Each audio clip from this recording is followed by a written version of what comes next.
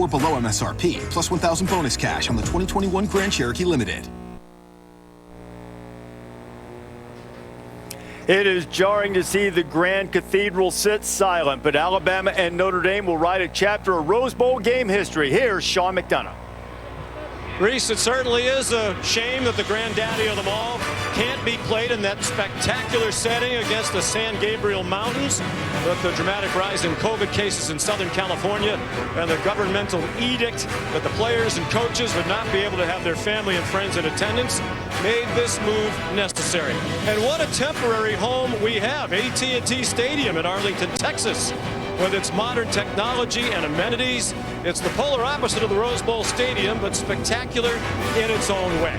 It's still the Rose Bowl game. It's still about history, tradition, excellence, and meaningful games.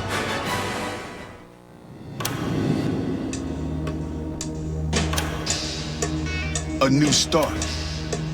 The next step. A challenge sought is here.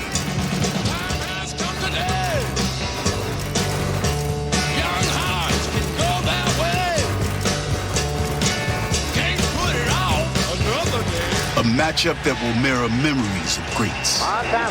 The crimson and gold. Their colors connect to legacy. There are new legends to create. Rich histories to update.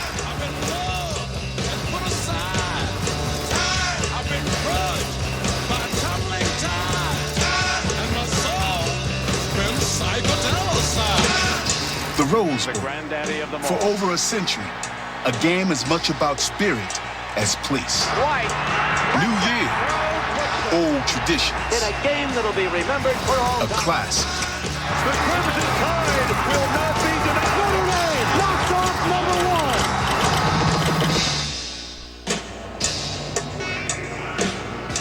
#1. This is the Rose Bowl game presented by Capital One.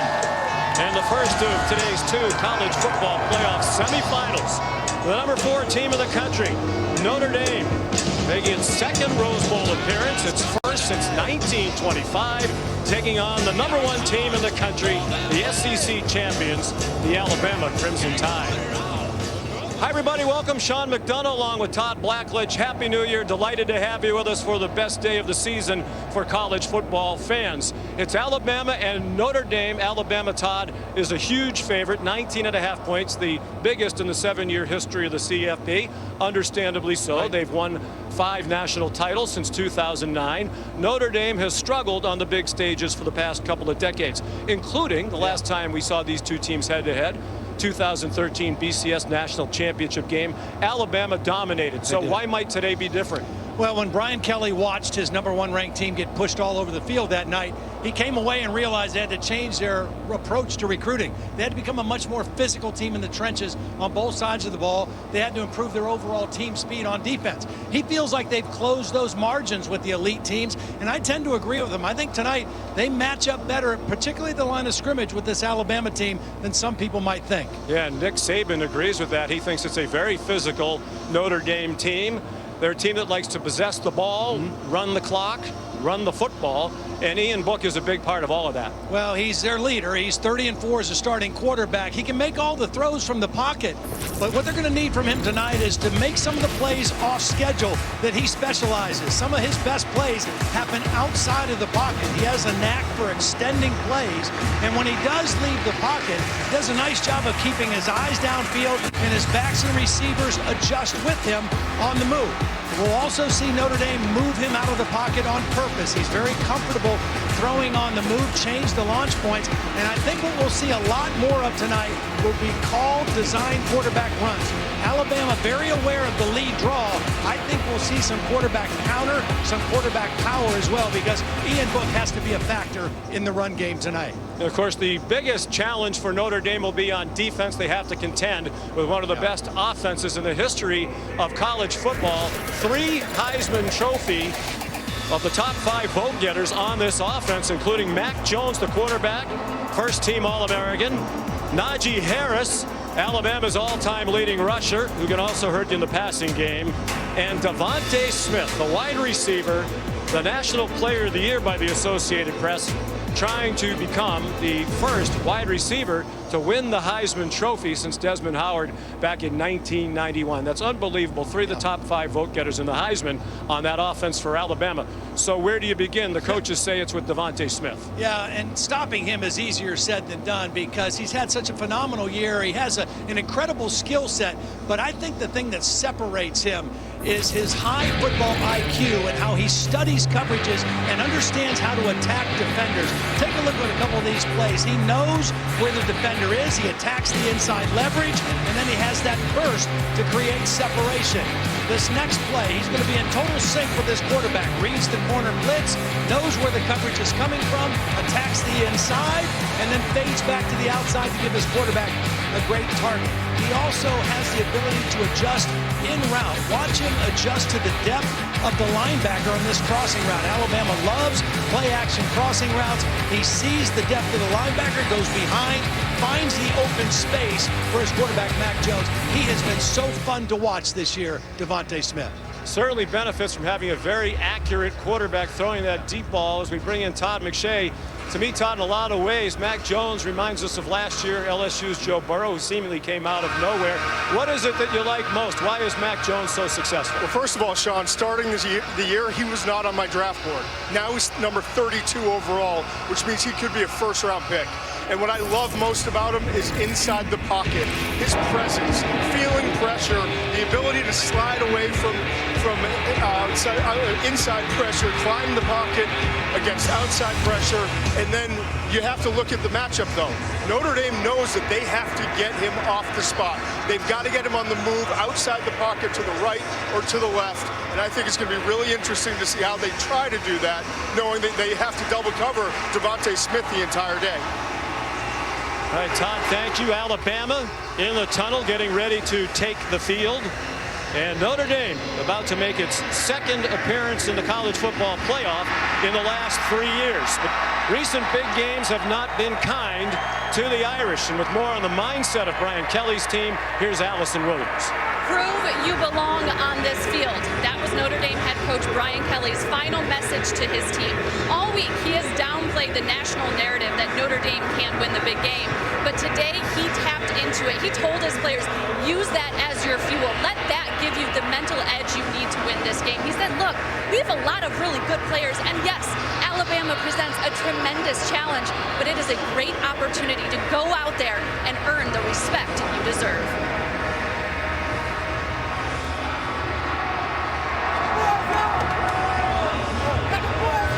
Nick Saban, 6 national championships, including one that he won at LSU. And Brian Kelly.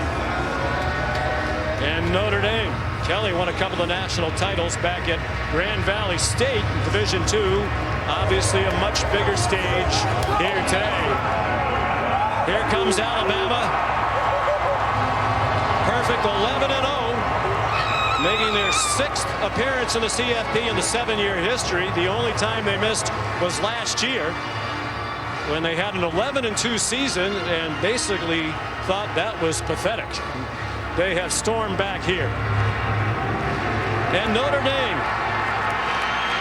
trying to earn respect and prove that it is worthy of playing in these games and of its selection to the college football playoff. 2 years ago in this very stadium, the semifinal, they got trounced 30-3 by Clemson. Brian Kelly confident this time around to be different.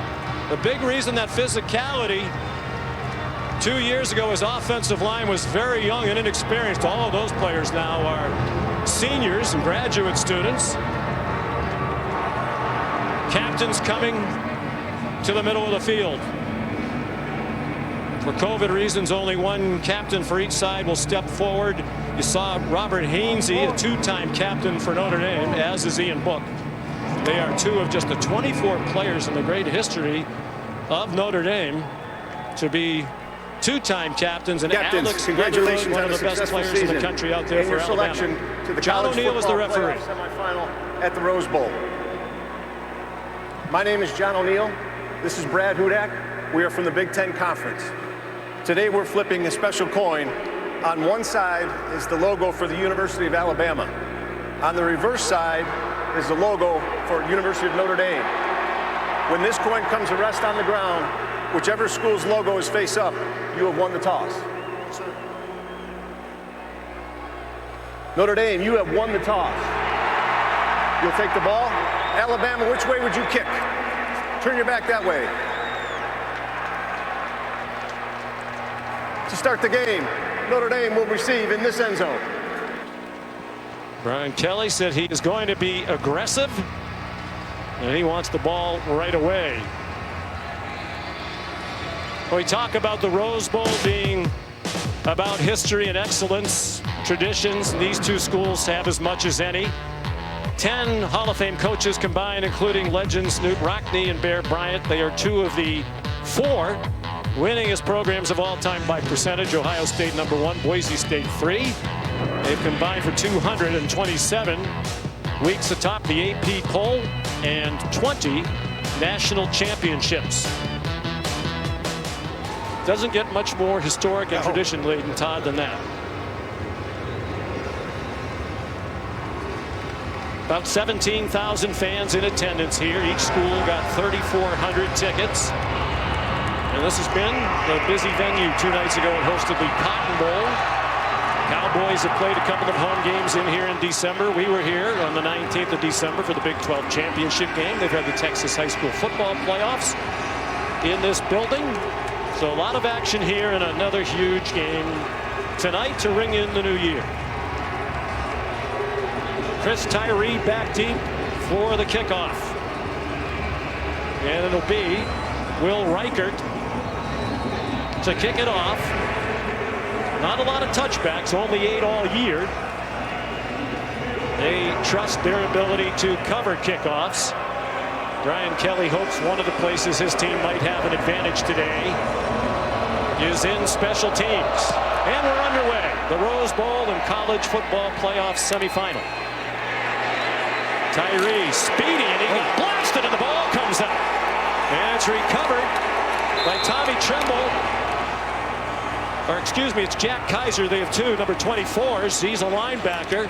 And Josh Jobe sent an early message with the big hit. Now you know why they like to cover kicks. The poor field position for Notre Dame, led by Ian Book. 2nd all-time in Irish history in passing yards behind Brady Quinn. He's 2nd in rushing yards, nearly 1,500 behind Tony Rice. And he has more wins as a starting quarterback than anybody in Notre Dame history. 30 wins, 30-4 all time. This would be his biggest win by far. He comes out throwing and shows that ability to escape the pocket right away and ran ahead for about a 4-yard gain. Good protection there on that first down play. Ian Book had plenty of time. Nobody open. One of the things we're going to see out of Ian Book in this offense is they are going to change personnels with their tight end. Now, they're starting the game in what we call 11 personnel, which is 1 running back and 1 tight end. They'll play 2 tight ends. They'll play 3 tight ends. Right now, they have multiple tight ends in, and Alabama's going to try to match that personnel all night. They have 3 tight ends in the game on 2nd down. And the handoff to Kyron Williams. Outstanding sophomore running back. He tries to deliver a stiff arm to Jobe. And he goes down at the 27 with an Irish first down. ACC Rookie of the Year, Kyron Williams, as we look at today's impact players, brought to you by Chick-fil-A. Well, Kyron Williams, one of those guys. He's a real tone setter for this offense. High emotion, did not have a great game against Clemson, and Patrick Surtain, maybe the best cover cornerback in all of college football. Surtain, the first-team All-American. Book, is that pass backward? Officials conferring it was intended for Kyron Williams. Is a backward pass out of bounds. 2nd down. That's a big ruling. It'll be a loss of yardage on the play back to the 22. Good pressure. Book just trying to get rid of it. I think that's clearly a backward pass. And luckily for Notre Dame, it goes out of bounds. They lose the yardage, and they cannot afford negative yardage plays against Alabama. This is a team that has to stay on schedule, down and distance-wise, and on the scoreboard. Here's Tommy Reese. He said he'd like to throw 10 passes to Kyron Williams today, like Najee Harris. He's an excellent pass receiver. At pass too high. Trying to go over the middle to another one of their big targets, Javon McKinley, who's 6'2". Yeah, that was a ball that I don't think McKinley thought it was coming to him because it was high and behind him. I think he thought it was intended for Mayer, the tight end, crossing behind McKinley. And that ball very nearly intercepted. Another thing to watch here in the early going, each team playing with a backup center. They're both veteran offensive lines. That's Zeke Carell in there to start. Making just his second start of the season. Jared Patterson out with an ankle injury, suffered mid-year. Book takes off running again and ducks down near the 30, but about 7 yards short of the first down. Daniel Wright made the play for Alabama. See, third in that kind of distance is not how Notre Dame is built. Their offensive line is good. They're excellent run blockers. They're good in play action, but they have to stay ahead of the chains, and that's a difficult situation against this Alabama defense. Notre Dame very concerned about punting to Devontae Smith also. He wants Jay Bramlett just to hang it up high and not give Smith a chance to return it. Exactly and that what was he did. high and also deep by Jay Bramlett. It was a Tuscaloosa native. Here comes Mac Jones, redshirt junior from Jacksonville, Florida. Backed up most of last year behind Tua Tagovailoa. Became the starter when Tua went down, but had to re-earn that position. Beat out an incoming freshman Bryce Young in camp. And boy, has he demonstrated that was the right decision. He's had 4 400-yard passing games this season. That is the career record at Alabama. There have only been 10 400-yard passing games in school history. Najee Harris off a tremendous SEC title game against Florida. They faked it to him. Miller Forrestall, the tight end, catch and run. And a nice start for the Tide out to the 36-yard line. Just such a great story when you consider Mac Jones. A lot of people thought Bryce Young, the 5-star recruit from California, was going to win the job. And Mac Jones just refused to give it up. I mean, he competed every day, he won the job, and he has still been a great mentor to Bryce. He dumps it off to Harris. And he takes people with him. Harris, Leah foul, and Nick McLeod finally got him down, but it's at midfield. He had 3 receiving touchdowns in that high-scoring win in the title game against the Gators on December 19th. He's just blossomed so much this year, become a more physical runner as well as the receiver out of the backfield and a pass blocker. Jaleel Billingsley goes in motion. He's a tight end, but they play him all over. Terrific athlete. They even have him returning kickoffs as a tight end. Jeremiah Owusu-Koramoah, the defensive player of the year in the ACC, made the tackle. Sean, we talked about what does Notre Dame do to try to limit the effectiveness of Devontae Smith. Well, Alabama's thrown 3 passes, none of them targeting Devontae Smith. So right now they're making Notre Dame realize, hey, if you give special attention to him, we have other guys who can make plays. And lots of them. And a terrific offensive line as well, but they're without their usual starting center, first-team All-American Landon Dickerson. He's out with a knee injury, suffered against Florida. They blitzed Jones. He spun away from it and hit Forrestall for another first down to the Notre Dame 37-yard line. Well, this is the thing Todd McShay was talking about in the beginning that Notre Dame wanted to try to push him off his mark and make him uncomfortable and outside the pocket. That time Mac Jones very smooth in getting his shoulders around and getting the ball to Forrestall. Taking snaps from Chris Owens, a 5th-year senior offensive lineman, a backup through most of his career. They have faith in him. He's played a lot of football. Here's Harris up the middle, and he powers forward for a Bama first down. To the 26, there's Dickerson, watching from the sideline. And that's the offensive line right there. Just their ability to get push and get some movement. And Najee just has such a good feel as a runner. He's, in my opinion, he's improved so much from a year ago. I mean, he was a 3rd rounder coming into the year, and he's clearly the #1 or #2 running back and a 1st-round pick this year. Jones throws deep down the sideline, and it's broken up by the outstanding safety Kyle Hamilton. sophomore from Atlanta, first team all-conference and a third team All-American. He's so rangy at 6'4", 200 pounds. He gets there, uses that length to knock the ball away. Bolden was open. It was a good throw, but you see the closing ability of Kyle Hamilton. We talk about the challenge for Notre Dame dealing with this Alabama offense. To me, Todd, the keys are Hamilton and Owusu-Koramoah. They're basically hybrids. They can play all over the field. You can use them in a number of different ways and try to give the offense trouble. Quick throw. Here is Devontae Smith. Goodbye. Farewell. Touchdown.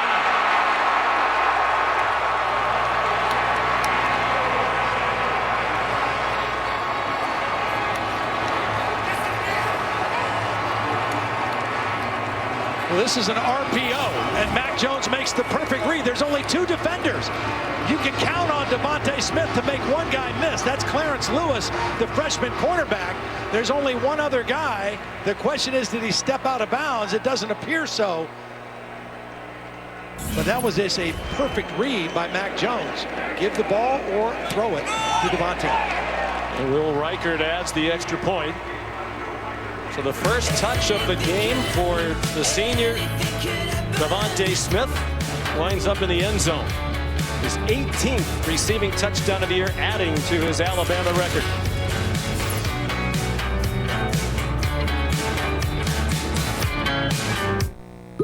You're paying too much, Chuck. Fundamental mission of HBCUs nationwide by investing in the next generation.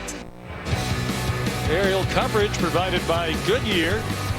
Keep driving from the first kickoff to the final whistle. Goodyear, more driven.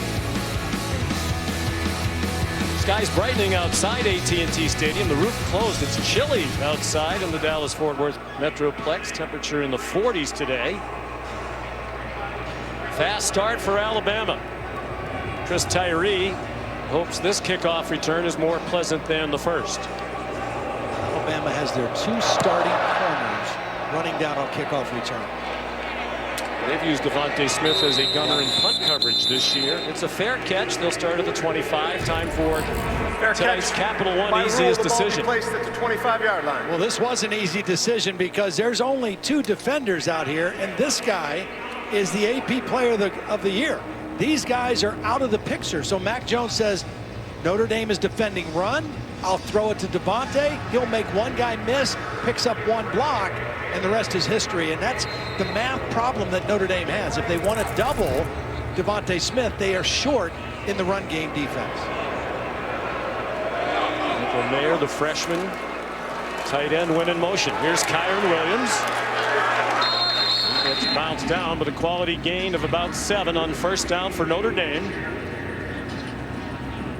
Very important for Notre Dame, I mentioned, to stay on schedule. That's down in distance, and it's the scoreboard. They're behind, but they got behind so quickly in the ACC championship game, and they weren't used to that. They don't play well that way. They've got to stay within striking distance of this powerful Alabama team.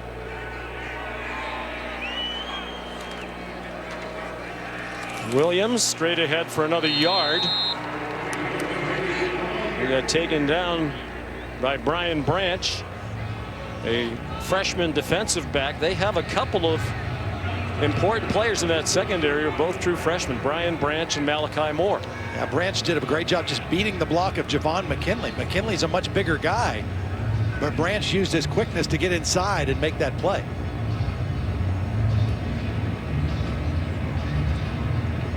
Notre Dame will take its time. Brian Kelly said he'll be inclined to go for it on 4th down more frequently than usual, knowing they have to stay on the field, keep Alabama's offense off it.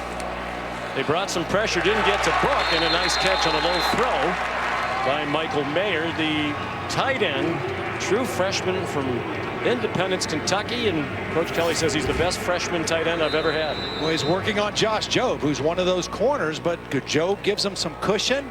It's a good read, seeing the single coverage by Ian Book and getting the first down on 3rd and short.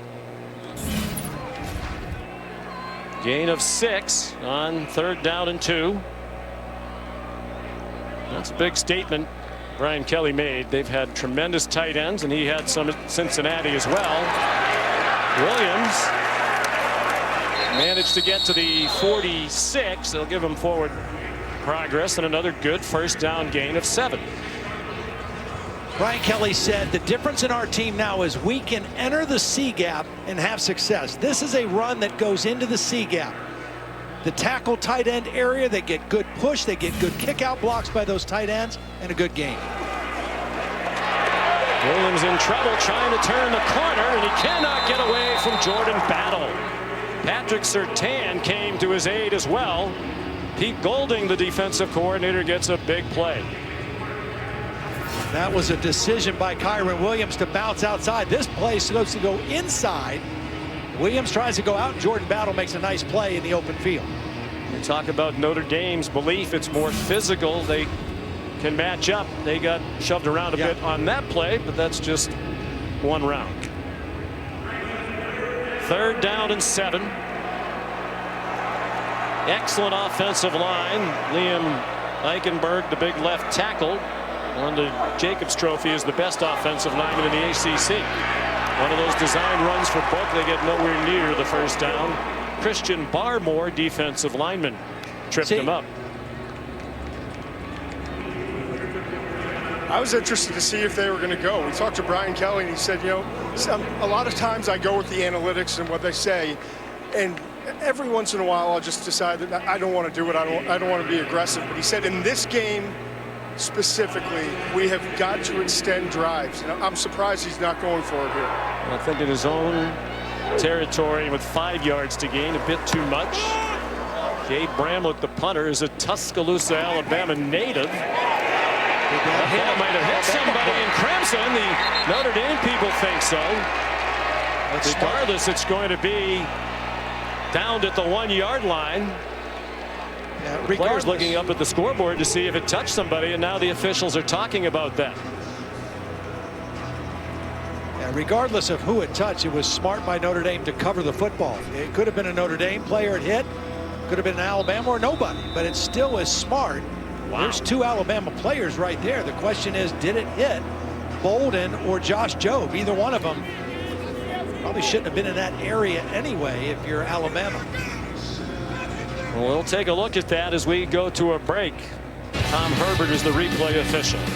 7-0 Alabama just underway. The Rose Bowl game presented by Capital One.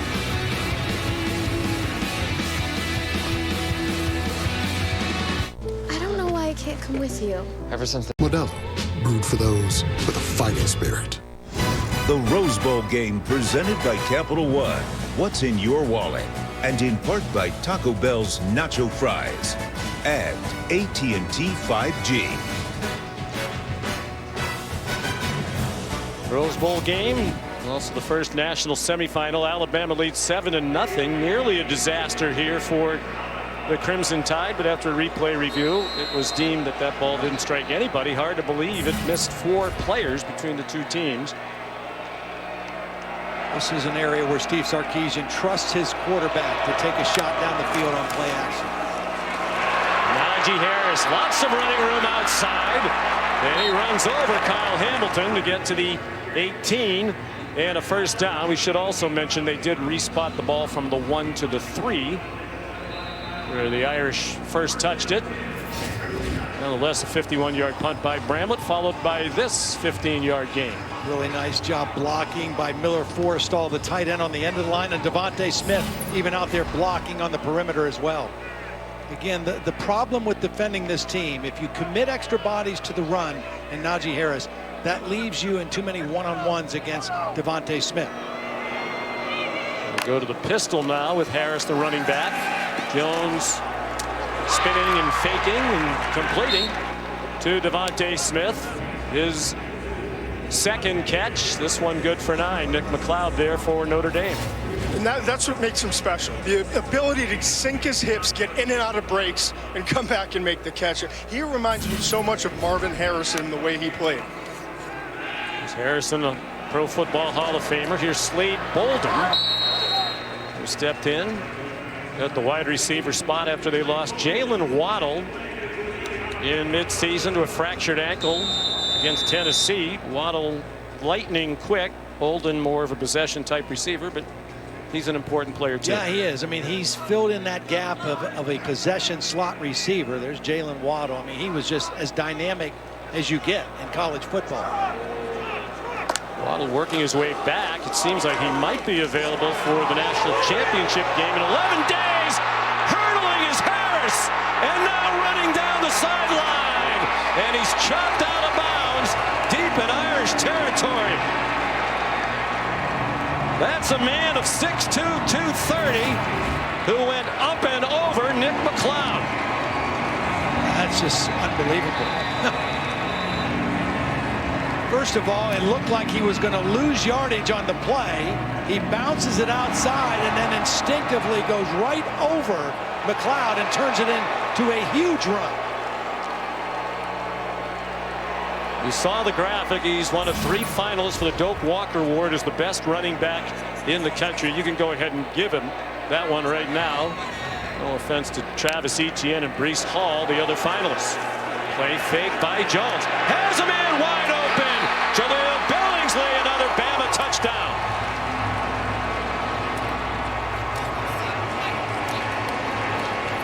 Again, Devontae Smith is going to draw double coverage back here. Here's Billingsley. He's going to cross to the other side of the field, and he's going to be wide open. Play action. Where's Devontae? We got him covered. Uh-oh, nobody on Billingsley, who has really become a go-to guy in this offense. Another explosive weapon in this Alabama pass offense. And he had 12 catches for the season entering today, but 11 of them in the last 5 games. As he's gotten more comfortable, they've gotten more comfortable playing him. His 3rd touchdown of his sophomore season. This is the first highlight reel play of these college football playoffs. 14-0 Bama. Worst possible start for Notre Dame.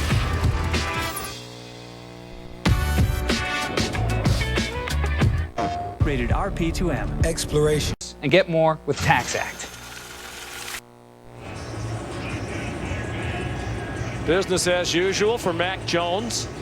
8 out of 9 for 97 yards and 2 touchdowns. Mentioned he's the most accurate passer in the country. Came in completing nearly 77% of his passes. 58% on balls thrown 20 yards or more down the field. That mammoth and talented offensive line certainly helps. Gives receivers time to get open. Gives him a clean pocket very often.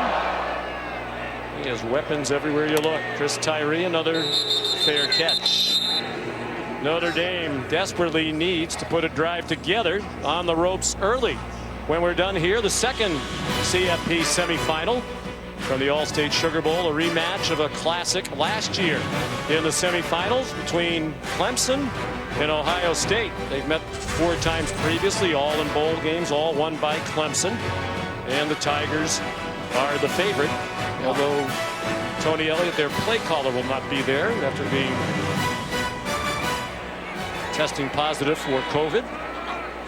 Here comes pressure off the corner. Ian Book gave it to Chris Tyree, who's ahead for about 3, tripped up by the tremendous freshman Will Anderson. Anderson has had such a great year, and you know, when you talk to the coaches about what makes him special, well, he loves football, he loves to study. He's at a point now in the season where he understands what the calls are, and now he's focusing more on his personal technique. He's been an outstanding pass rusher and plays with a really high motor. Just a great future with Alabama. Hampton, Georgia. 2nd and 7. They stick with Tyree, true freshman running back. Book trying to set up a screen. Lots of running room and blockers for Tyree. And they're going to mark him out of bounds back at the 45-yard line. But the best play so far for the Irish, it goes for 27. Very well conceived. They get the guard and the center out in front. Alabama completely caught out of position. And Tyree gets a nice play. And Sean, as we were talking in the break, this is an important, this has to be a touchdown drive for Notre Dame. They have to stay in striking distance of this explosive Alabama offense. Tommy Tremble, one of their tight ends, the motion man. They stick with Tyree. He's to the 42, a pickup of 3. Again, Notre Dame has got 13 personnel in the game, which is 3 tight ends and 1 running back.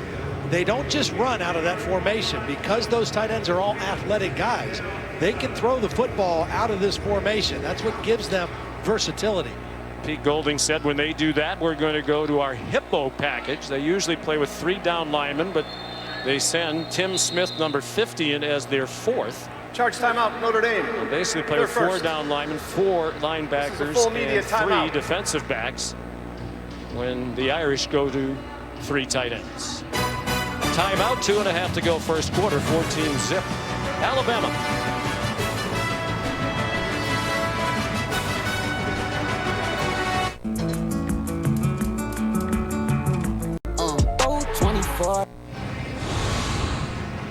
This is the Rose Bowl game presented by Capital One. Sean McDonough, Todd Blackledge, Todd McShay, and Allison Williams on the field. Our producer Josh Hoffman, our director Scott Johnson. Delighted to have you with us. Hope your new year is off to a great start. Game not off to a great start, but Notre Dame has crossed midfield for the first time. A well-executed screen pass. Ian Book looking at 2nd down and 7 with Chris Tyree still the running back and Avery Davis the slot receiver. The motion man.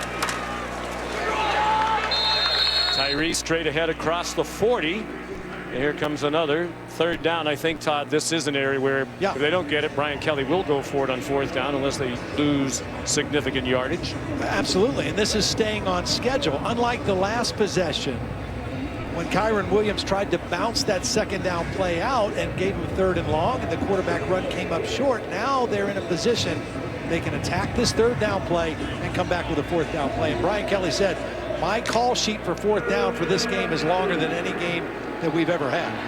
So he's prepared for that. As he said, he wants to eat clock. They average nearly 34 minutes of possession per game. Tyree looks like he has the 1st down to the 35-yard line, and it is 1st and 10, Fighting Irish. That's an example of how this team matches up a little bit better with Alabama. They run over their left guard, Aaron Banks. Zeke Correll, the center in there, and they get good push for the 1st down. Now let's see if Tommy Rees has a little play action and try to get a chunk play against this Alabama defense thinking run. They've used Correll and Josh Lugg at center since Jared Patterson went down mid-season. Avery Davis is the guy that I think can make something happen. Here's pressure on Book. It's Jordan Battle on a safety blitz, and Book throws it away. There's no foul for intentional grounding. The passer was out of the pocket, and the ball crossed the line of scrimmage. 2nd down. Here's Battle. He's coming here. Now they're bringing the backside guard to pick this up, but Aaron Banks is just a little bit late getting there, and Battle is able to force Ian Book out of the pocket, and Ian does the smart thing, getting rid of the football. As Aaron Banks, the outstanding guard, 1st team consensus All-American, number 69, trying to help. High snap. Slow developing play, but here comes Kyron Williams. Nearly gets the 1st down. Chopped down by DeMarco Helms, a backup safety. 3rd and less than a yard here for Notre Dame in the final minute of the 1st quarter. Yeah, this play did not look like it was going to end well at all. The timing was all messed up, but Kyron Williams showing some nifty footwork in the hole gets the 1st down. Christian Harris didn't get him down. There's a big hole on the left, and Williams almost took it the distance. Christian Harris dragged him down to the 20. Sean, you mentioned when Notre Dame played in the college football playoff in 2018 against Clemson, 4 of these offensive linemen started the game as sophomores. They're seniors now. They're veterans. They're bigger and stronger. Liam Eichenberg and Aaron Banks just opened up a beautiful hole on that play. That's the left side of the offensive line, both all-conference. Tommy Kramer, the right guard, 1st team all-conference. The right tackle, Hainsey, has started 34 games. Experienced and talented, but down 14-0. It's the Rose Bowl game presented by Capital One and the college football playoff semifinals.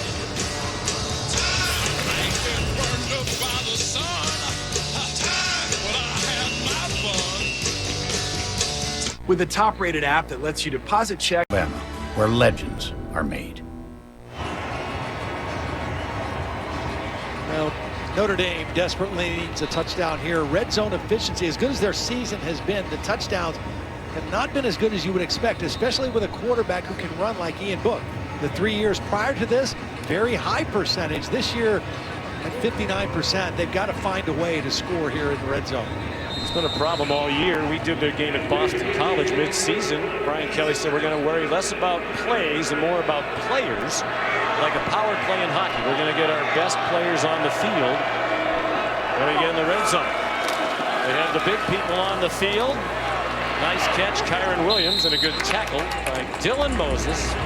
The senior linebackers come back from a knee injury that cost him all of last year. He's kind of felt his way along as the season's gone, but certainly provides leadership to those around him.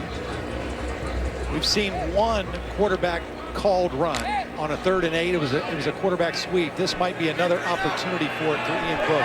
Something where you get a couple of lead blockers in front of him. Chamberlain Mayer, the tight end, shifted to the left. Williams trying to escape outside, and Josh Jobe, another good tackle. Junior from Miami, first-year starter at cornerback for Alabama. Kyron Williams is running hard. I mean, he and Tommy Tremble are the trend setters, the tone setters for this offense with their energy, with their passion. He is running hard. Held to 50-some yards against Clemson a week ago. He's off to a pretty good start against this Alabama defense. Redshirt freshman, played in 4 games last year, redshirted. Got much slimmer and stronger. And he carries on 3rd and 2 for the first down. Well, this is what Brian Kelly had in mind, a methodical, time-consuming drive, and you can see the physicality of the offensive line in this possession.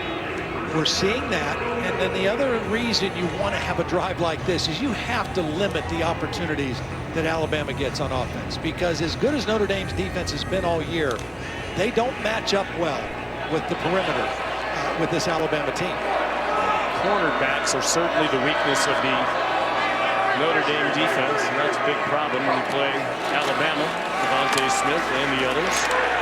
They have the 3 tight ends in there again. Kyron Williams chopped down for no gain by Christian Harris, sophomore from Baton Rouge. He's their 2nd leading tackler for the year, Will linebacker. And Tremble, part of that talented tight end trio, limps off. Very important blocker in the run game. He's an outstanding blocker. I mean, you usually find the ball when you find him in the running plays. Tommy Rees wanted to use him more in the passing game tonight, but he's being helped to the bench.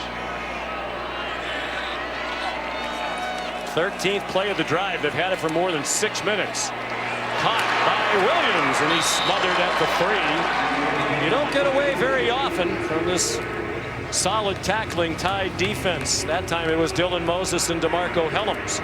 See, this is a matchup that favors them. This is Dylan Moses. Now, Moses is actually going to get away with a penalty here. He reaches and grabs, which he does a lot when he feels like he's beat. That's a penalty. They still get the completion to Kyron Williams, but it might have given him a first down with the penalty. Tommy Rees said he wants to get Kyron Williams involved in the pass game. He actually said maybe 10 catches in this game for him. 3rd down and goal. Approaching 7 minutes on the drive, and a timeout called by Ian Book. Charge timeout. Notre Dame, this is their 2nd. A full media timeout. Might as well use it. This is a very big play early in the 2nd quarter. Alabama leading 14-0. The Irish are knocking on the door.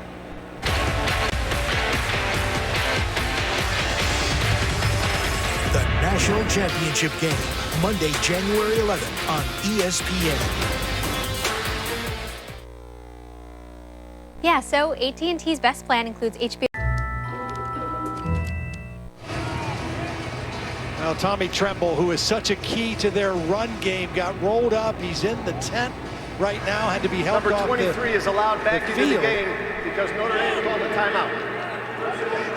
And, you know, you wonder what Brian Kelly, how he has to adjust now on 3rd down and 4th down if they don't make it here. They have 5 tight ends who all play. Some of the backups not as talented as Tremble. Design run for Book. Ian Book to the goal line. And they're marking him down short. Irish fans and players thought it was a touchdown. Sean, I think he got in. I mean, we'll take a look, and I'm sure they'll take a look. He's protecting the football.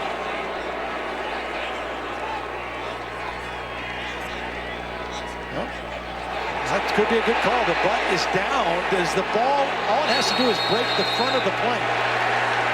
The ruling on the field was the runner was short of the goal line. Fast. That ruling is under further review. Now the official who marked it was from the near side. You see him running into the shot there, the AT&T 5G pylon cam. And I don't know how he could have seen the ball. Right, he saw the rear end. Yes, where the ball was based on where he saw Book hit the ground with his backside there. See, the ball's in his, up by his numbers, up by the shoulder. He's carrying it with both hands. From my vantage point, I thought the ball broke the plane as his butt was hitting the ground, but it was ruled down inside the 1. Here's the view from the opposite side. Where is the ball? Doesn't look like his backside is on the ground yet. So that's close. And again, it just has to break the front part of the plane to the goal line. Let's bring in our rules expert, Matt Austin. Matt, what do you think? Ruling on the field, no touchdown. You guys see anything to change it? I really don't. Nothing definitive. You guys have nailed it. If that ball just touches the front edge of that line, it's a touchdown before his bottom hits the ground. From this view, you can't tell. From the other side, it was a little fuzzy. And if it's not definitive, the call's going to stand. And they were already going to go for it on 4th down. Brian Kelly said he would. He knows they need to score touchdowns. If it's 4th down, it's less than a yard. Ian Book is not the biggest guy if you go quarterback sneak. Kyron Williams is your go-to back. Review, the ruling on the field of the runner down short of the goal line stands. 4th down. On Herbert, the replay official, that seems like the right verdict. So now, if you're Brian Kelly, you say to your team, okay, we keep saying we're more physical. Yep. Here's the chance to prove it. And remember now, Notre Dame playing with 4 veteran linemen, but a new center, Zach Carell. It's not Jared Patterson, who was their starting center for most of the season. 4th and goal. Magnificent drive. Will it yield points? Yes, it will. Kyron Williams slides into the end zone for a Notre Dame touchdown. Really good push up front. The left guard, the left tackle, the center, Carell. They get the push, and they win the battle right here. There's that physicality that Brian Kelly was hoping to see, and it pays off on a 4th and goal. Touchdown for Notre Dame. Kyron Williams, his 13th rushing touchdown of the season, leads all freshmen nationally in that category. He was one of the 10 semifinalists for the Doak Walker Award. He already the best running back in the country. Already has more yards in this game than he had last week against Clemson in the ACC championship game. So a little chip on his shoulder coming into the ball game tonight. Jonathan Dorr, the extra point. What a drive. 8 minutes and 3 seconds. 15 plays to go to 75 yards. And they've made a game of it again here in the opening moments of the 2nd quarter. And you have to wonder, because of the history, what the mindset is. It feels like they really needed that mentally as well. Last time they played, 2013 BCS National Championship game, Eddie Lacy. Magnificent. They scored touchdowns on their first 3 possessions. It's Amari Cooper from A.J. McCarron that made it 35-0. They completely dominated, winning 42-14, their 2nd straight BCS championship. And unfortunately, part of a bad recent history for the Irish in BCS and New Year's Six games over the last couple of decades. 0-6. No game closer than 14 points. Outscored by 144 combined. That's an average of 24 points per game. They believe they're different in many ways. And that was a statement early in this game they just made there. It was. And again, Brian Kelly, the term that he used when he talked to us a couple times this year was closing those margins. He actually felt the margins were closer when they lost to Clemson. And really that game started out differently than the scoreboard ended up indicating. And that drive right there was very important for the confidence of this Notre Dame football team. Is Jaleel Billingsley, a tight end, back for the kickoff from Jonathan Doran. He stumbles down near the 15. Here's Allison Williams. Hey there, Sean. When Notre Dame's defense came off the field, which seems like about 2 hours ago, Coach Kelly spent a lot of time with his safety, Kyle Hamilton, and breaking down what he saw. And then he addressed the entire secondary, and he tried to simplify what they were seeing from Alabama. He told his guys, look, we've gone over this. It's not that complicated. You need to just go out there, settle down, and do your job. And they are pleased with the physicality up front. That was such a major storyline coming into the game. And the coaches told the defensive line, look, the ball's getting out on the perimeter, but keep your eyes up and stay physical. A long time on the sideline for Mac Jones and the Tide offense. Last time they're on the field, they went a long way in a short amount of time. 97 yards in 5 plays. Jones, not much of a runner. And he went ahead for 5. And by the way, that 97-yard drive last time out, second longest in Rose Bowl game history. Washington State went 99 in a loss to Michigan. And our pal Brian Greasy in 1998.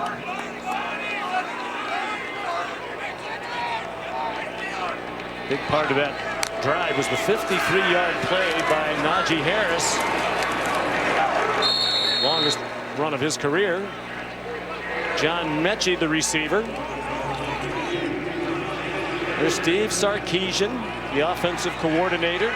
Winner the Frank Broyles Award this year as the top assistant coach in the country. He called for quick tempo there and sneak ahead for a first down. He's had a brilliant year, and Nick Saban has so much confidence in him. Says he's a great play caller. The other thing he said to us yesterday, he says he always has answers for our players. Anything that there's an issue, a question about why we're doing this, why we're calling this play, he has answers for the players, and they love him.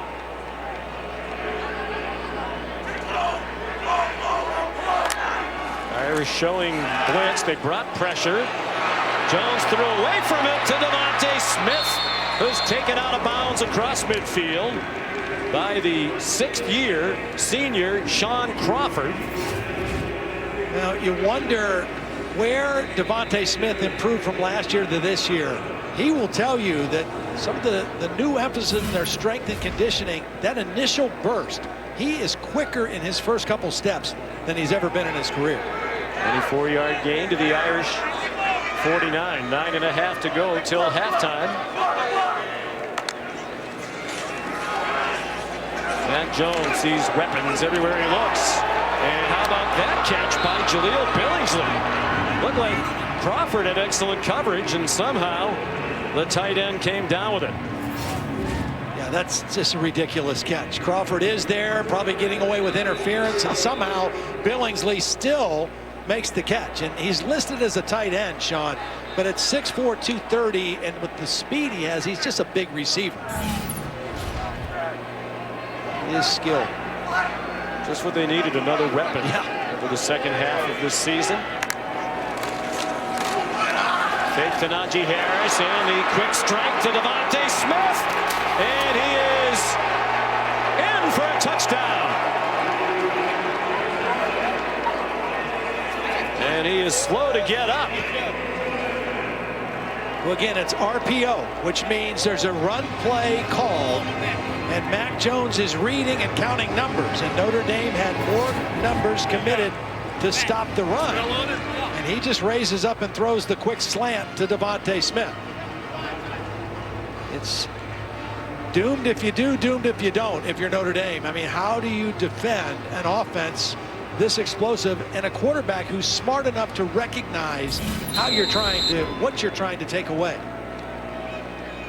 Seems to be all right now as he walks along their sideline. 4 catches for 93 yards and 2 touchdowns. It was a 34-yard score, and Will Reichert adds the extra point.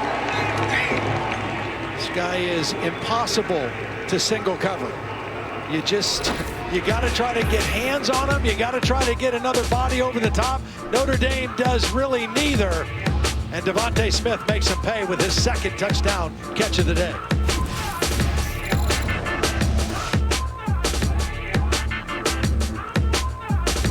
Team, it's been a grind. The Rose Bowl game presented by Capital One is brought to you by Cheez-It. Cheesy, crunchy satisfaction. Allstate, you've never been in better hands. And Bolt 24, real advanced hydration from the makers of Gatorade. Well, we had the Cotton Bowl here a couple of nights ago. The team here at AT&T Stadium yesterday taking that logo off and putting that beautiful Rose Bowl game logo on the field here in Arlington, Texas, where Alabama's had it 3 times. They've scored 3 times. They're averaging 14 yards per play. Devontae Smith went to the medical tent. It looked like it was a lower back concern. And he slammed to the ground after his 2nd touchdown. He's now on the bike, as you saw. And Will Reichert kicks it. And Chris Tyree calls for a fair catch. Well, it's almost unfair to defend these. They're going to pull the guard and the tight end. So this says run, right? And that affects these 3 linebackers. They have to respect the run. Well, as soon as that happens, then Mac Jones knows he has single coverage outside. Everybody's up for the run. They throw the touchdown. And at the end, Devontae Smith takes a hard fall, but not before he had crossed the end zone.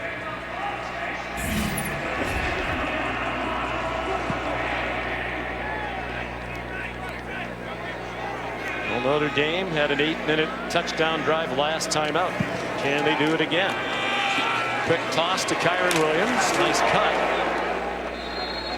We got 4.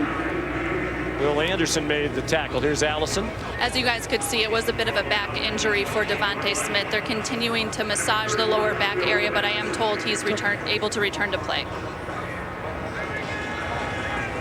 You know, the disconcerting thing for Brian Kelly and Notre Dame and Clark Lee, the defensive coordinator, is their defense was resting, right? I mean, it wasn't that they were fatigued or gassed. They just don't have answers right now at all for Alabama's offense. So Ian Book and this Notre Dame offense have got to find a way to keep scoring. And Brian Kelly told us we have to score points, but we can't let it become a track meet because we can't win that. And right now it's threatening to become a track meet. Will Anderson, a nice tackle to stop Kyron Williams for a 2-yard pickup. A lot of coaches say that time of possession is overrated. Alabama certainly making it look like it's not all that important right now. But it's part of Notre Dame's identity. I mean, that's who they are. It's worked very well for them. 10-1, only loss in the ACC championship game. There's George Takis, a backup tight end, getting more time here without Tommy Tremble in the game. It's just the 3rd catch of the season for the junior from Naples, Florida. Just his 5th career catch. Nice job reading the coverage by Ian Book, and really nice job by Kyron Williams also picking up the blitz. There's Tremble putting his helmet on, but he is definitely hobbling, and such a valuable part of this offense, run and pass. Play to Takis, good for 10. They empty the backfield. Kyron Williams takes the swing pass. Boy, they're great tacklers, aren't they? As a team, Dylan Moses the tackle. Just a 1-yard gain. I still think this is a matchup, even though Moses wins it this time. I think this is a matchup in the passing game that Notre Dame has to try to exploit. If they can get Kyron Williams matched up inside, running option routes or angle routes against Dylan Moses, I think Kyron Williams wins most of those battles. Notre Dame coaches said they wanted Williams to have 10 catches. He has 4 already, but just for 14 yards. They try him on the run, and he's taken down by Christian Barmore. He's come back from a knee injury in the preseason to have a terrific year. 3rd team AP All-American. Barmore, earlier in his career, he's always been a dynamic pass rusher, but he tried to kind of rush the passer on every play. And that made it difficult for him to play on first and second down. He's become a much more solid defensive lineman against the run. That's led to his season this year.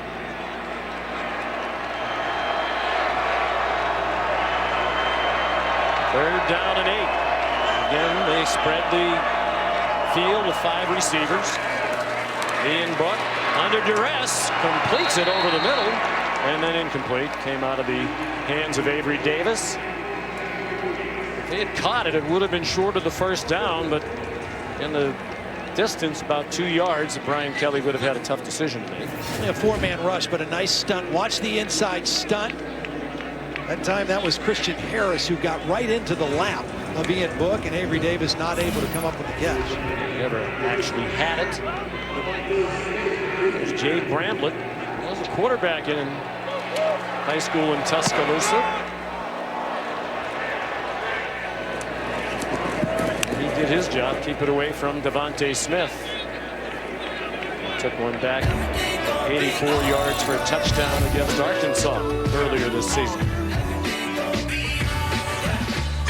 This is the Rose Bowl game, presented by Capital One.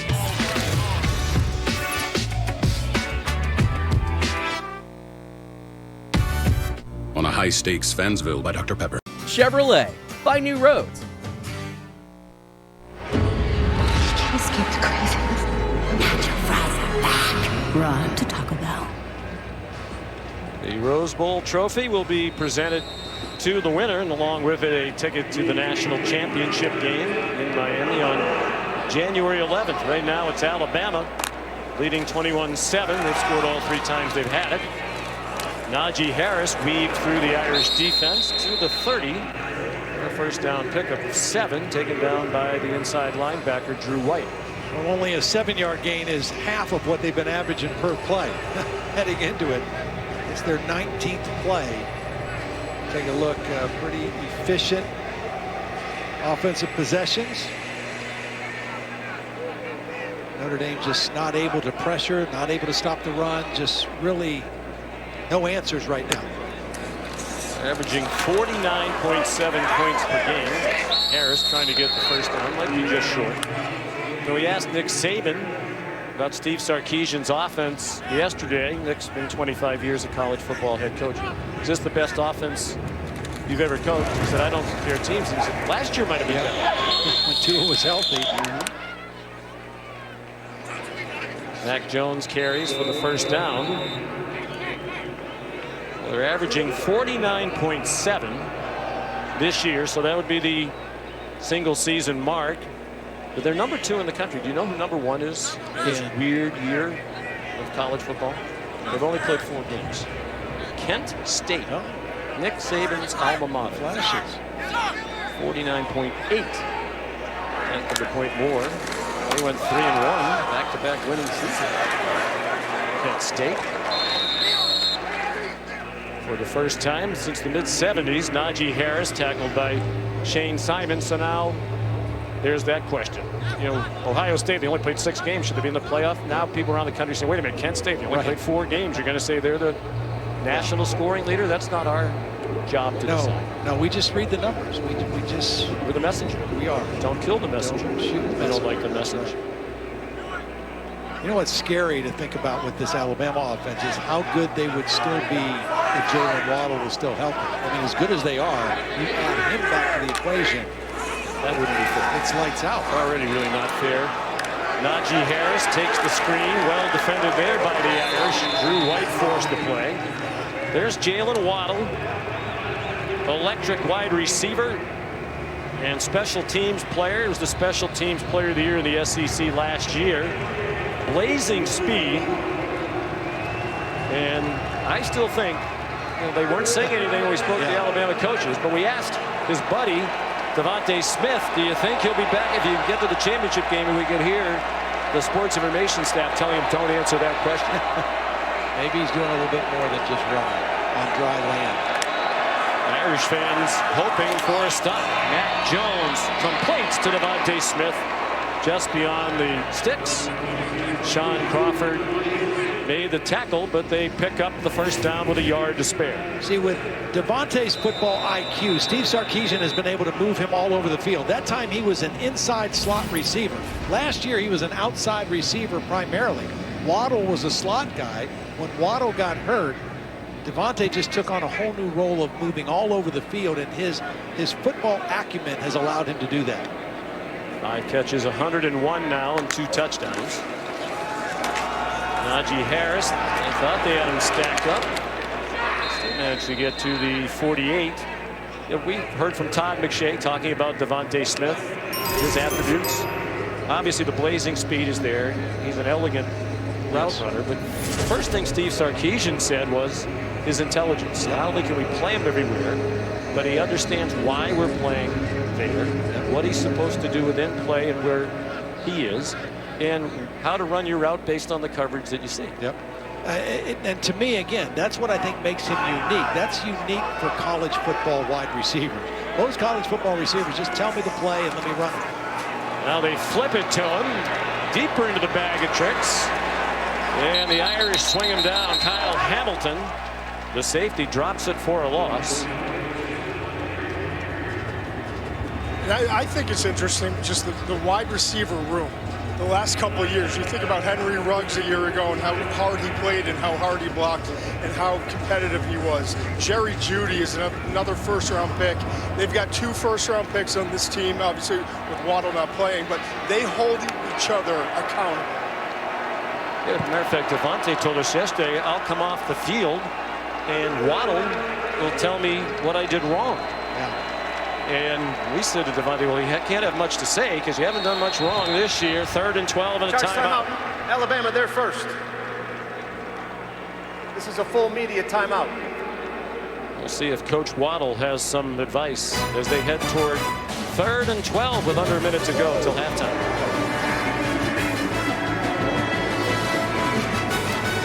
Gifts for elves, check.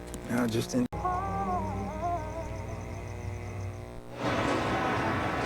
Aerial coverage provided by Goodyear. No matter what the season throws your way, keep moving forward. Goodyear, more driven. Saturday, starting at 4 Eastern time, the PlayStation Fiesta Bowl, Oregon and Iowa State. Followed at 8, Capital One Orange Bowl. North Carolina, terrific season in the Orange Bowl for the first time. Texas A&M, number 5 in the country, first out of this playoff. There's Devontae. They put him in that formation because it's harder to double or jam him. Can't let him beat you on this play. 3rd down and 12. Back shoulder throw intended for John Mechie. Alabama sideline wanted a flag on Nick McLeod. They don't get it, so Alabama stopped for the first time in this half with 51 seconds to go. Notre Dame able to get a little pressure. They've not been able to do that. That's only the 2nd pass that Mac Jones has missed. Enough pressure to make him uncomfortable and not make a good throw to Mechie. Bama fans wanted a flag on the replay. There's not been a penalty in this game. Officials have let them play in a cleanly played game. Charlie Scott, the punter. Other guy's probably bored much of the time. Hell yeah. Matt Salerno made the fair catch. So Todd, I think we both thought when we saw this matchup that Notre Dame was more physical. They could compete in that area, but the big concern would be the secondary, particularly the cornerbacks. Clark Lee said, I don't think it's a weakness, but it's not a strength. Right. And they're having a tough time, as you might expect. Well, and when they do try to add coverage outside, Najee Harris has made some incredible plays running the football. Again, it's just such a difficult offense to defend. And Notre Dame's margin for error on both offense and defense is so slim in a game like this. And they got to find a way to stay in it. And if you try to blitz, there's that mammoth offensive line. It's tough to get around. Ian Book. We're also going to ask you about the mindset here. There's limited time and 1 timeout, but Alabama's going to get the ball first in the second half. You try to do something here, even though you're deep in your own end. Well, you always see if you can get one first down. If you can get one first down, maybe you get a little more aggressive. You got one timeout, second and short. A lot will depend on what the result of this play is. Will determine what Notre Dame does. 9-yard gain. That was a design quarterback draw for Book. And he slides down head first at the 40. Brian Kelly wants him to spike it. They are going to try to move here now. Now you do. I mean, you got a good gain. You're out near midfield. You keep that timeout in your back pocket. You know the clock stops on a first down. And this is the play that Nick Saban was most concerned about, the lead draw. You got 2 linemen and the running back leading the way. A perfect setup for that play on second and short for Ian Book. As a receiver made a play at all for Notre Dame in this game. A lot of strength of that team as well. Book on target to Ben Skoranek. The transfer from Northwestern. He's at the 40. 19 seconds to go. Stop the clock to move the chains. They'll spike it again. Again, working inside. That time against the freshman Brian Branch. It's hard to work on these corners, Job and Surtain, on the outside. But inside, you have some matchups that favor you. Branch trying to cover Skoranek. Skoranek makes the catch. And to answer your question, that is the first catch by a Notre Dame tight end today. Excuse me, wide receiver today. Yeah. Big Skoranek. Just about on the edge of field goal range. Book can't take a sack. Throws a shovel pass, and he should not have tried to catch it. Should not have tried to catch it. Kyron Williams caught it. Now they have to use their timeout now. I mean, they can't spike it. They have to use their timeout. He's on the ground. He's going to be marked down where he catches it. If he does catch it. Timeout to Notre Dame. Their third and final timeout. He needs to let that hit the ground. Yeah. But again, in the heat of the moment, how are you going to say, you know what? I need to drop this one. I'm going to drop this one. And yeah, that would have been the smart thing. Ian Book trying to avoid the sack. He's smart. Game situations.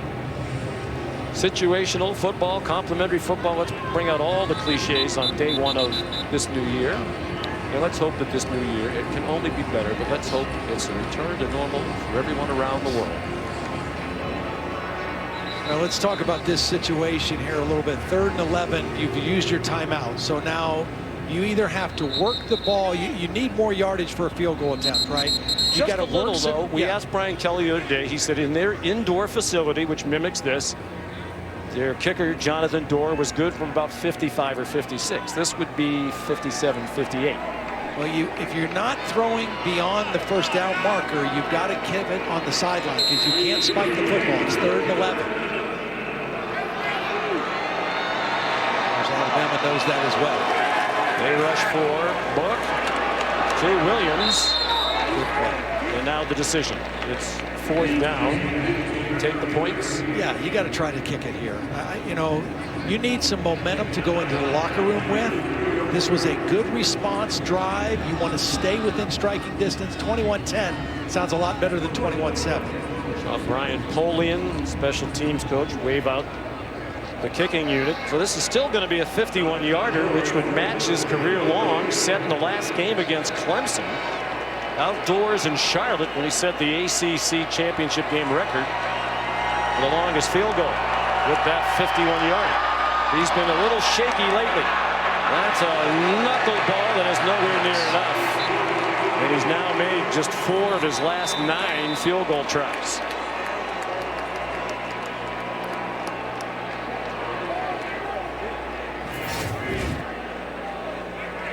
Snap is good. Hold looks down.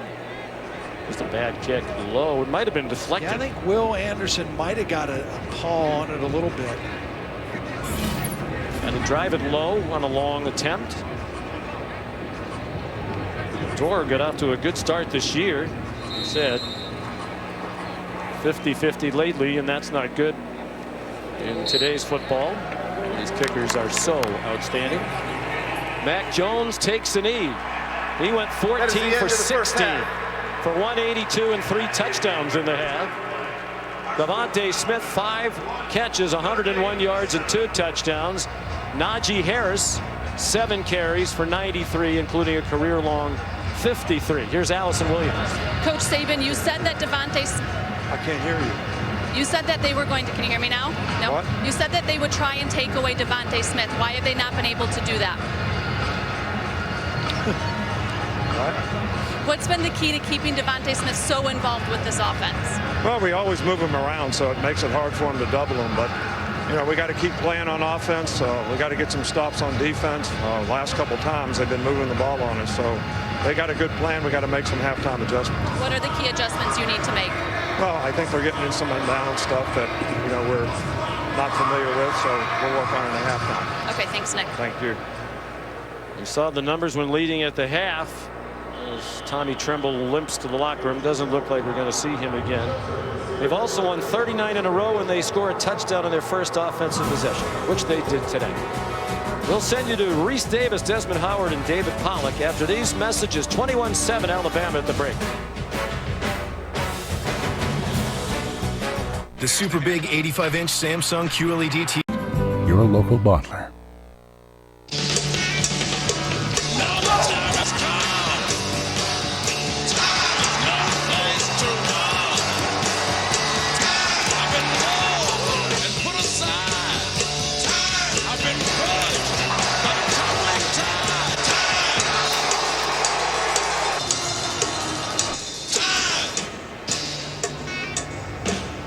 This is the Rose Bowl game presented by Capital One. AT&T Stadium in Arlington, Texas, the first of today's college football playoff semifinals. Alabama leading Notre Dame as we head for the second half. It's 21-7. Welcome back. Happy New Year. Sean McDonough, Todd Blackledge. Notre Dame got one stop there at the end of the half, and they're going to be on defense again to start the second half. Yeah, and they almost have to get another stop here because they don't have a lot of answers for this explosive Alabama offense. And it's kind of the same problem they had in their last game against Clemson. The Tigers had 9 plays of 20 yards, and 4 of them were for touchdowns. And so far in the first half, Alabama 4 plays of over 20 yards, 2 of them touchdowns on receptions by Devontae Smith. And Brian Kelly thought that conference championship game against Clemson was a bit of an aberration. Devontae Smith did a lot of stretching before the second half began, and he thought they knew they were going to get into the college football playoff no matter what, and they had already beaten Clemson, and maybe they weren't as focused as they should be. He didn't think that's who they are, and they've played better than that here today. They're dealing with one of the great offenses in the history of college football. Jonathan Doerr's kickoff is a fair catch made by Jaleel Billingsley. And here's today's AT&T countdown to the CFP National Championship. Well, the big 3 has shown up again. It seems like every time there's a big game for Alabama, the big 3 shows up. Najee Harris, 7 carries, 93 yards. Mac Jones, almost perfect, 14-16. Devontae Smith, a couple of touchdown receptions. And again, if you're Notre Dame, what do you try to take away? It's a very, very difficult task indeed. He's banged up on that second touchdown. They did a lot of extra stretching just before the start of this half. Might be tight. Najee Harris for 2. And Jeremiah Owusu-Koramoah made the stop for Notre Dame.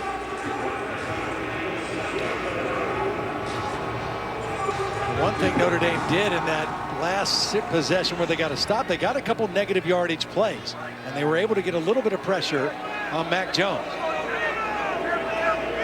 You want to help your secondary, which isn't a strength of your team, but you're at the point now where you need to take some chances. It is the pistol. Mac Jones faked it to Najee Harris, lost one down the middle, and what a catch by Devontae Smith, up into the air and down with it to the 49-yard line. Yeah, this ball really kind of floated because Mac Jones, his arm was hit right as he threw it, but Devontae Smith was still able to go up and collect the football. Watch his the back pressure. looked okay there on that jump. See, Mac Jones was not able to get the ball out cleanly. Ogundeji with good pressure. But Devontae Smith working on the true freshman Clarence Lewis. That's an all-day task. Najee Harris across midfield. When we spoke to Clark Lee the other day, the defensive coordinator, about the defensive back, so he didn't want to say it's a weakness. He said it's not a strength, and we are playing with a grad transfer on one corner and a true freshman on the other. But he thought they were playing as well as they could have been playing at this point in the season. And I mentioned those 4 explosive touchdowns a week ago against Clemson. Well, 2 of them were short yardage run situations that busted out. And so it wasn't like a cornerback getting beat. 3-receiver bunch to the far sideline. Jones wanted to throw it to the near sideline. Still has time to check it down to Najee Harris, who's down 2 shy of the first down. Here's Allison Williams. And guys, Brian Kelly told me at the half they have to shore up their defense on the perimeter. And he said, look, I get it's a fine line, but they're not going right at us. We have to attack them. We can't be getting our feet set and being hesitant. We have to shoot our guns. And also, guys, really pleased with the physicality of his team throughout this game, especially on both lines of scrimmage. And he said that's going to be the key in the second half. On offense, can they continue to win at the line of scrimmage and run the ball? Here's 3rd down, 1.5 yards. Not in field goal range for Will Reichard yet. A toss to Harris, and the first down. Part of that Allison was talking about, Brian Kelly wanting to still run the football, they have to stay within striking distance in order for that to be effective for them. I mean, 21-7, if they can find a way to get a stop and not give Alabama points here, they can still think about running the football. Play action, doing what they do. 28-7, a little different deal. That 6-yard run, Najee Harris over 100 yards rushing. Jones dumps it to Harris, who dropped the ball. There's no whistle. Now there is. Official from the near sideline. It's an incomplete pass. Came running in to blow it dead. This is what I like about the way Mac Jones has developed as much as anything is. So this is a play action call to take a shot down the field. It's not there, but he knows where his dump offs are. It's dropped by Najee Harris, but still the decision to not force the ball downfield, just take a little dump off because he knows those big plays will be around soon. Harris stepped up. To me, Mac Jones, one of the best stories in college football this year. He was not a 4- or 5-star recruit, originally committed to Kentucky, and then Alabama invited him to come on a visit, and he, when he was offered, decided to go there knowing that Tua Tagovailoa was there and Jalen Hurts were there, but he waited his turn, and he has had one of the great seasons in Alabama quarterback history. He was ready when his number was called. He has 4 years in the program. He had a lot of reps banked with Steve Sarkisian, and he was ready to step into the limelight this year. 3rd down and 11, still probably not in field goal range. Jones. That's a big stop for Notre Dame. That is the big stop for Notre Dame. The ball was deflected. It was caught by Jones for a loss of yardage. Jason Ademiola was the one who deflected it. 5-man pressure. They were able to collapse the pocket. That was the center, Chris Owens, they were working on. The new center in there for Landon Dickerson, and they were able to get enough pressure to get the deflection and force 4th down. Owens obviously has held up really well, filling in for Dickerson. There's Charlie Scott, the brother of J.K. Scott, the former All-American punter at Alabama. Matt Salerno makes a fair catch. So they got the stop. Can the Irish move the ball again? They'll start from their own 10-yard line when we come back.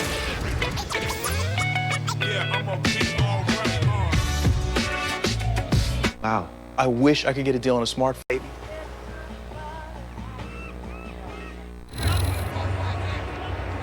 This was just moments ago in New Orleans. Trevor Lawrence, the Clemson Tigers arriving. Won the 2016 and 18 national championships. Hoping to take a step toward another tonight from the Sugar Bowl, 8 p.m. Eastern, as they take on Ohio State. That has become a rivalry in the last couple of years. Notre Dame from its own 10. Sebo Flemister in there getting his first carry. He's their power back. They got dropped for no gain by Will Anderson. In that first half, Alabama did a really good job of neutralizing Michael Mayer, one of the leading receivers on this team. The freshman tight end, only 1 catch for 6 yards. Interesting, Notre Dame went quickly that time, down by 2 scores. They're not going ball control. Nice catch by Ben Skoranek on an errant throw, and it'll be 3rd down and 4. See, with Tremble out of the lineup, they do have other tight ends, but these wide receivers, Skoranek, Javon McKinley, are big enough to kind of use in some of those big sets. Skoranek is a very big receiver at 6'3", 225 pounds.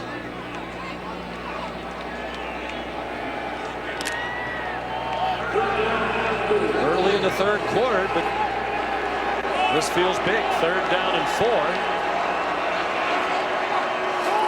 Alabama crowded the line, rush 4. Kyron Williams shoved out of bounds, and he'll have the 1st down with a half-yard to spare. Christian Harris pushed him out. So far, Tommy Rees is doing what he wanted to do, and that was feed Kyron Williams the football, both as a runner and a receiver.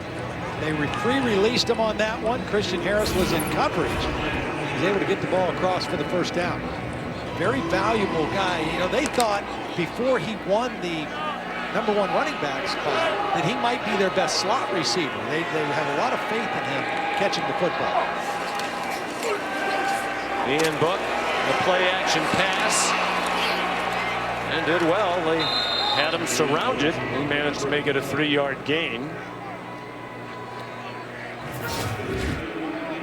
This is not a Notre Dame offense that has dynamic players on the outside like Alabama does. They don't get a lot of separation. That's why they work to the tight end so much. And Ian Book makes a good decision there to run the football. Well, Alabama must be doing a good job taking Michael Mayer away, because you would think he's a big target. To take advantage of his size. They thought Alabama might be vulnerable in the middle of the defense. Finds Michael Mayer for the 1st down out to the 35. Chopped down by DeMarco Hellams. They call him Baby Gronk. Michael Mayer, similar size and skill set, and wears the same uniform number. He's really good after the catch. I think that's what people get surprised by him. He's a big body, he's a big target, but he is really effective with yardage after the catch. A 10-yard gain. Now some running room outside for Chris Tyree, and another excellent tackle. Patrick Surtain. What a complete player he is, Sean. I mean, we know he's a cover guy, right? You don't go at him very much. We don't call his name very much in pass situations. He's running down on kickoff coverage and a sure tackle on the perimeter. I mean, this is textbook tackling in space. And we rarely call his name because the opponents rarely throw in his direction. I talked to Brian Kelly before the game. He said, we are not going to throw at Surtain. He's that good. That's his dad, Patrick Surtain. 3-time Pro Bowler. Is a defensive back in the NFL. Played for Miami and Kansas City. Was also his son's high school coach. 2 years at American Heritage in South Florida. Book on the run. Through it. Up for grabs, and it gets intercepted by Christian Harris. His 1st career interception for the sophomore from Baton Rouge. Well, Christian Harris is going to be in coverage on Michael Mayer and does a beautiful job. He gets underneath, the ball is a little bit underthrown, and Christian Harris is there to get the interception. Well, the message to Ian Book was, guys aren't going to be wide open. You still have to throw it, but not that time. I'm David Collado. I chose the Smart Cash Card. What I'm seeing. GWES, a most interesting beer. The Rose Bowl game presented by Capital One. What's in your wallet? And in part by Taco Bell's Nacho Fries. 8th meeting all time between these iconic football programs. Notre Dame has won 5 of the previous 7.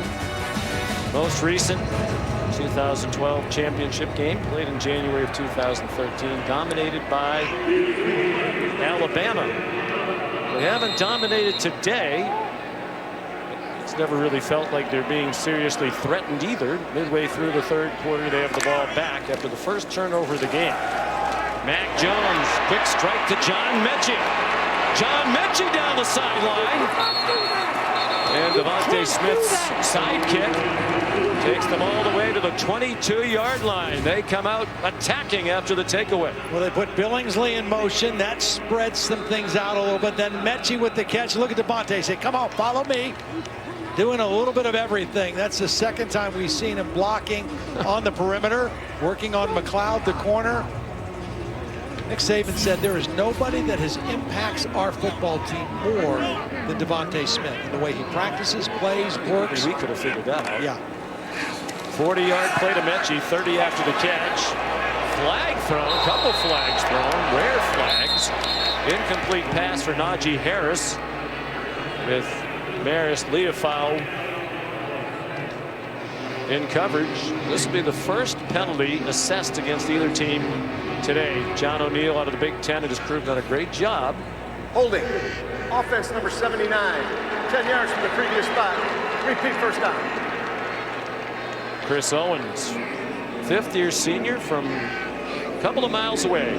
Played at Lamar High School here in Arlington, about 2 miles from AT&T Stadium. The Lamar Vikings, my buddies, guys we know. Matt Sign, Bobby Sign, Chris Sign, who was also an offensive lineman at Alabama from Arlington Lamar. Probably aren't that many signs between here and the high school. Only 2 miles. Well, you're talking with Matt Austin, our referee. You made Please a great reset point the at game clock Matt. to 6 minutes, 48 They seconds. now had 1 turnover. That was the first penalty. And to you and the officiating crew, that's probably not a surprise.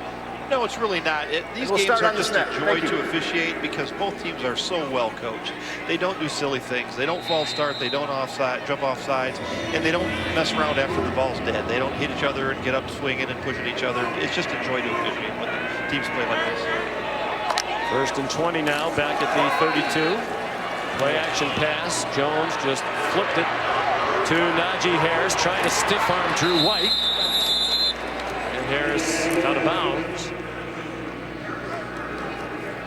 Has become their all-time leading rusher. In fact, became their all-time leading rusher in the SEC title game. He moved past Sean Alexander and Derrick Henry. His decision to come back this year has really paid off. Todd McShay talked about how he's climbed the charts, but he's just become a better, more complete running back in every aspect. They give it to him. He bounced it to the left. They knock him down at the 16. They need to make the 12 here on third down. Another stop for Drew White. And Najee, to me, some of the difference is obviously in the passing game. He's great in pass protection. He's gotten better covering or catching the football in space. But what I love is he's not dancing around. He's a big back, and he's acting like a big back this year. That was the message the coaches gave to him before the season started. If you want to get better, don't dance and bounce. Take what the play gives you. Mac Jones on 3rd and 4. He's going to take off running and slide down with the first down at the 7. Well, he's not used to running, and he's obviously not used to sliding, but that was a good decision to do both. He had trips receivers to the right. Notre Dame had him covered, and that was awkward at best. You can hurt yourself. Yeah, but effective. A first down on a good decision by Mac Jones.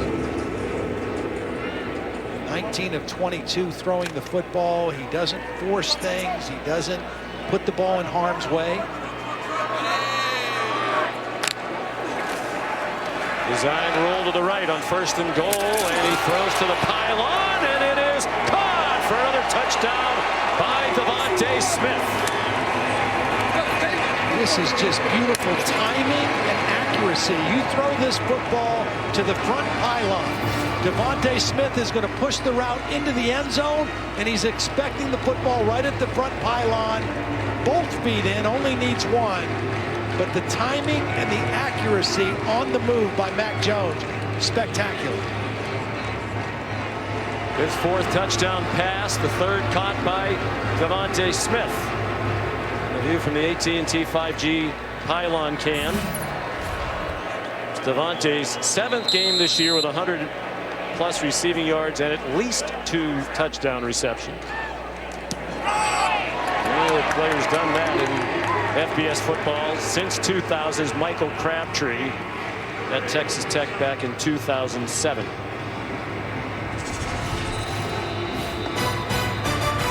Adding to his Alabama single season record,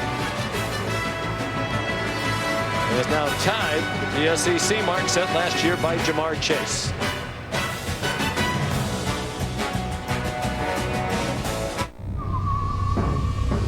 Save up to 40%. It's a better way to mobile. Spectrum Mobile. The 86th annual Heisman Trophy ceremony presented by Nissan comes your way virtually on Tuesday, January 5th, 7 p.m. on ESPN and the app. Live from the ESPN studios in Bristol, Connecticut.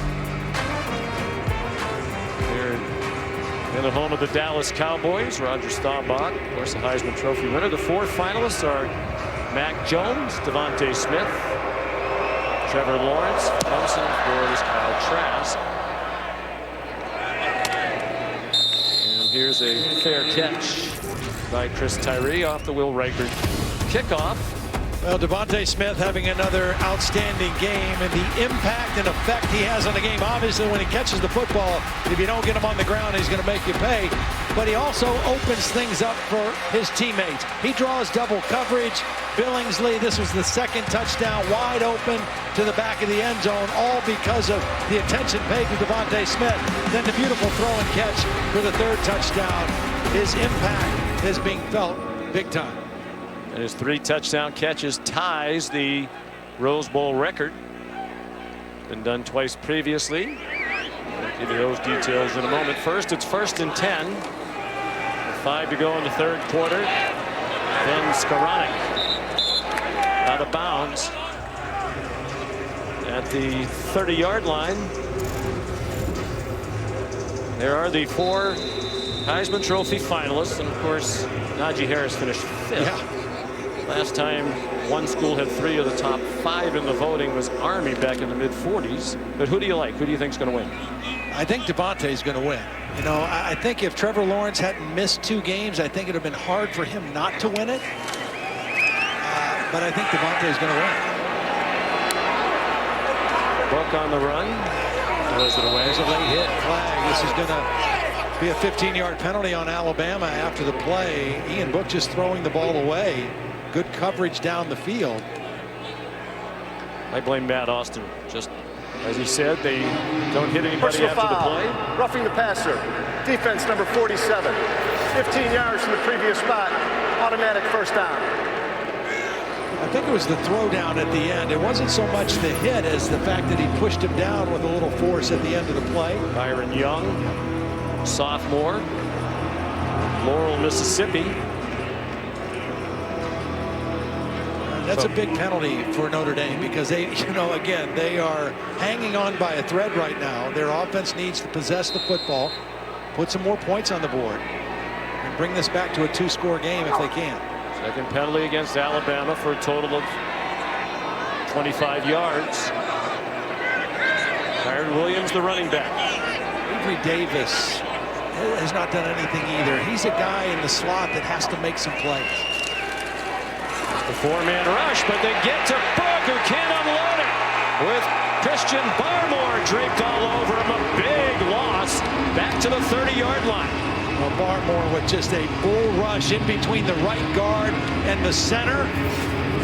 He is an elite pass rusher, and watch him come right in this gap. And when this pressure comes inside, I don't care how good of an escape artist you are as a quarterback, it's difficult. And Barmore not only gets him on the ground, puts the full weight of his body on top of him too. It's the first sack of the game for either team. Talks about how outstanding these offensive lines are. 7th of the year for Barmore, tying him with his teammate Will Anderson for the SEC lead. For an injured offensive player.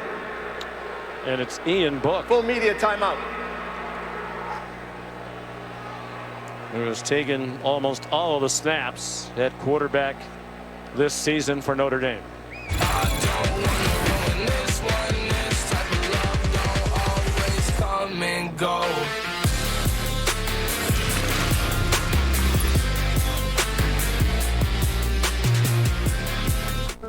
24, keeping it real with... Like a good neighbor, State Farm is there. You can see the end of this play. It looked like Ian Book landed on the football, went into the tent. Brian Kelly not happy with his veteran offensive line, giving up the first sack of the game. And for Alabama now, 19 sacks in their last 4 ball games. They were hard to come by early in the season for Bama. So Drew Pine is the new quarterback, appearing in just his 4th game of the season. They started him with a handoff to Kyron Williams. True freshman from New Canaan, Connecticut. Has thrown 2 passes all season, both in the South Florida game. Mop-up time, they won that one 52-0. He went 1 for 2 for 5 yards. Rushed once for 4 yards. You got to imagine he has a scaled down playbook. You don't know how long Ian Book is going to be out. Highly recruited player, 4-star recruit. And they give him a play action pass, and he's on target for Ben Skoranek. So no matter what happens from here on, Drew Pine can say he completed a pass in the Rose Bowl, but it's way short of the line to make, and Brian Kelly sends on the punt team on 4th down and 16 after that 7-yard completion.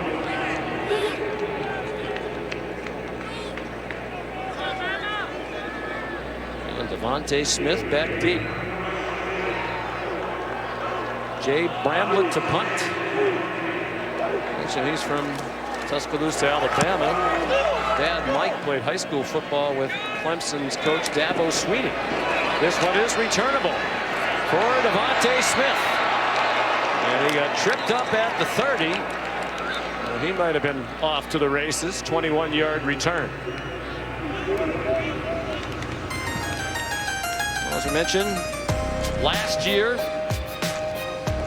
Alabama, with its history, thought perhaps they'd return for the 6th straight year to the college football playoff. But LSU, Joe Burrow, and others said nope. They wound up 11-2 with a bowl win over Michigan, the Citrus Bowl, but this year taking no chances. They've steamrolled the competition. #1 without any question, and reinforcing that today. Up by 21 with 2 minutes to go in the 3rd quarter. Well, Forrestall's had a nice day. Seems like he's been there forever. A lot of injuries throughout the years, including last year a damaged voice box, which would be just about the worst thing that could happen. For you, especially. Washington wouldn't think that would be so bad. He had difficulty speaking. Remember Forrestall, you talk about high school teammates. Remember Forrestall, a high school teammate of Clemson quarterback Trevor Lawrence. In fact, he was the quarterback before Trevor Lawrence arrived as an 8th grader, and then he was a tight end. He was smart enough to know he wasn't going to play Cartersville, Georgia. Trevor Lawrence arrived to see Trevor and the Clemson Tigers in the Sugar Bowl coming up next against Ohio State. Harris ahead for very little. You know, Sean, we've been blessed to be able to do the playoffs ever since they started. And last year we watched that LSU offense and we thought, I mean, this is as good an offense as we've ever seen in college football, right? And we saw him in the playoffs just go right through the playoffs. And this offense Nick Saban's got out here right now with his big 3. The numbers are shockingly very similar when you look at this year's Alabama and last year's LSU team. The teams are similar as well. Slade Bolden the catch in Irish territory at the 44. Quarterback who seemingly came out of nowhere to have a historic season. A great wide receiver, as LSU had a couple of those last year. Outstanding veteran offensive line, a running back who could hurt you running and catching. Very, very similar makeup of the team. The defenses both had their struggles against Ole Miss that we saw, but got better as the season went on. And, you know, playing their best football right now. They've slowed down the tempo. The Crimson Tide with the big lead here.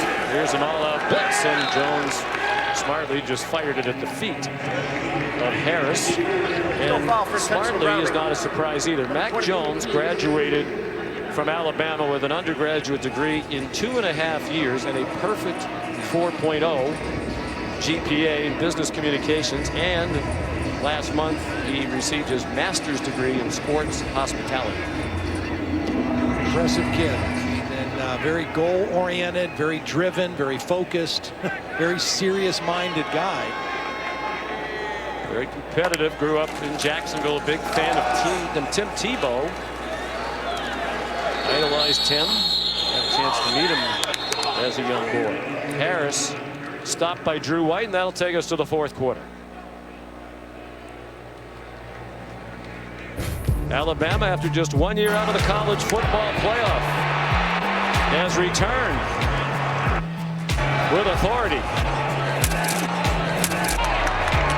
leading Notre Dame 28-7 as we head to the fourth quarter in the Rose Bowl game presented by Capital One.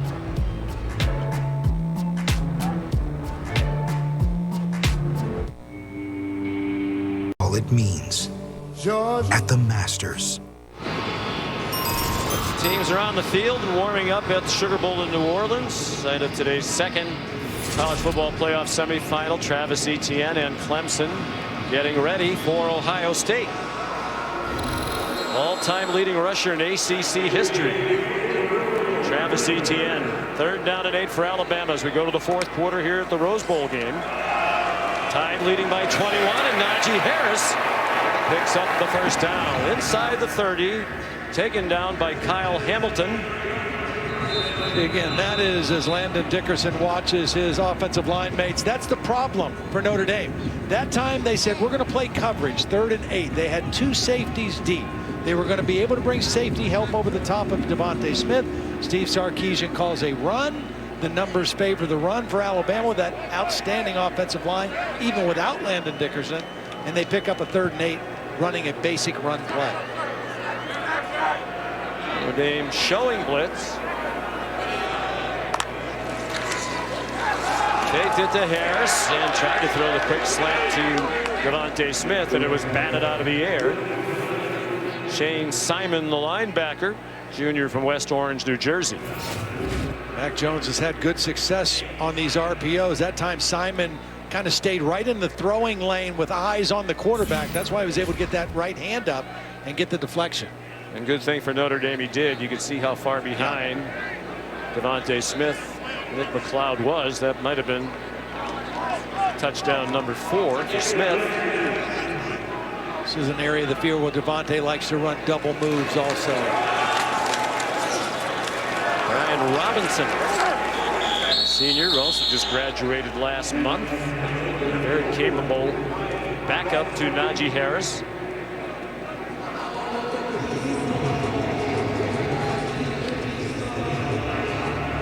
Alabama very content to run clock, take their time getting the plays called, take their time getting to the line of scrimmage. Book looks like he's ready to return when they get the ball back. For the last 3rd and 8, it was a running play. See what Steve Sarkisian calls now, starting out of an empty backfield. Probably not a quarterback run. Give Mac Jones a huge gap through the middle of that defense to almost entice him to run. Billingsley the catch. And a nice tackle by Kyle Hamilton to drop him short of the first down. Sean, Ian Book spent an extended amount of time in the injury tent. He was sitting on the edge of the table. It appeared that athletic trainers were looking at something with his upper body, but he came running out, jumped on the phone with offensive coordinator Tommy Rees, and has been thrown around on the sideline ever since, so he appears good to go. There's Will Reichert at the first field goal attempt of the day for Alabama. Sophomore from Hoover, Alabama, has had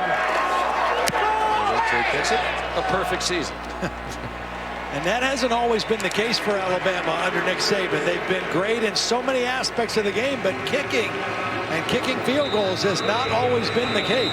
He's made all 89 kicks he's tried this season, including 13 for 13 in field goals. That one good from 41.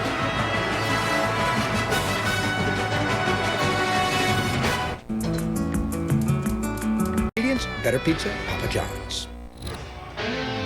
There's the national championship trophy presented by Dr. Pepper. We'll be there at Hard Rock Stadium, Miami, on January 11th for the college football playoff national championship game. Looking like it'll be Alabama against the winner of the Sugar Bowl to come next. Clemson and Ohio State right after we're finished here in Arlington. And how about this big lead? That's Patrick Surtain and Josh Jobe. They're two starting cornerbacks about to run down on kickoff coverage.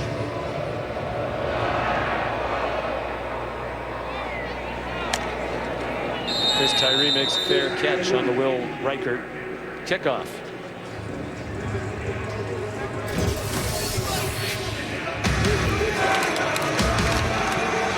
Tom McShay, what do you like about Patrick Surtain? I know you have him as a top 10 pick in the next draft. Yeah, I think he could be a top 5 pick. He's the first defensive back that's going to get drafted. And you see here, we never say his name because no one wants to throw against him. And he just blankets receivers. He actually tonight, he's been baiting Ian Book the whole night to throw towards him. And Ian Book's been smart enough not to throw in his direction.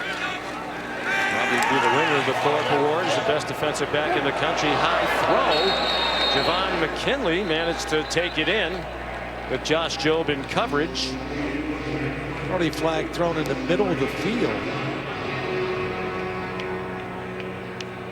First catch for McKinley if it stands. Yeah, I think it's going to stand. I think it's going to be a defensive holding on the inside on Michael Mayer. Holding. So the catch will stand. Defense number 32. That penalty is declined. The result of the play is a first down. See, that's the only way you're going to complete balls on the perimeter against these corners. You're not going to have separation. It's tight coverage. And you got to throw the ball up and hope those guys use their big bodies to go up and high point a catch. And that's exactly what McKinley did there.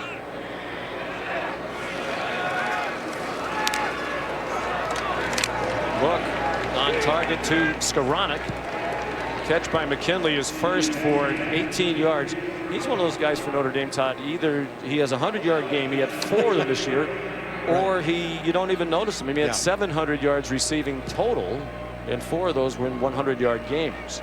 He's a graduate. It's his last year. Brian Kelly told us when we had them early, and this is really his first year under the bright lights. His first time being a marquee player. And he's had his moments, for sure. Seem to come in bunches. Here's Kyron Williams bouncing off hits. First down to the 42-yard line. We're under 12 minutes to go in this Rose Bowl game. And now Kyron Williams is going to limp off. He's run hard today. I mean, you know, again, he only had 50 yards against Clemson a week ago. Only 64 yards rushing, but he's running with energy. He's running with strength, and 4 catches out of the backfield as well. Book given plenty of time that time. Has Michael Mayer. He's spun down to the 35-yard line by Dylan Moses. Actually, I cheated him. He has 7 catches, not 4.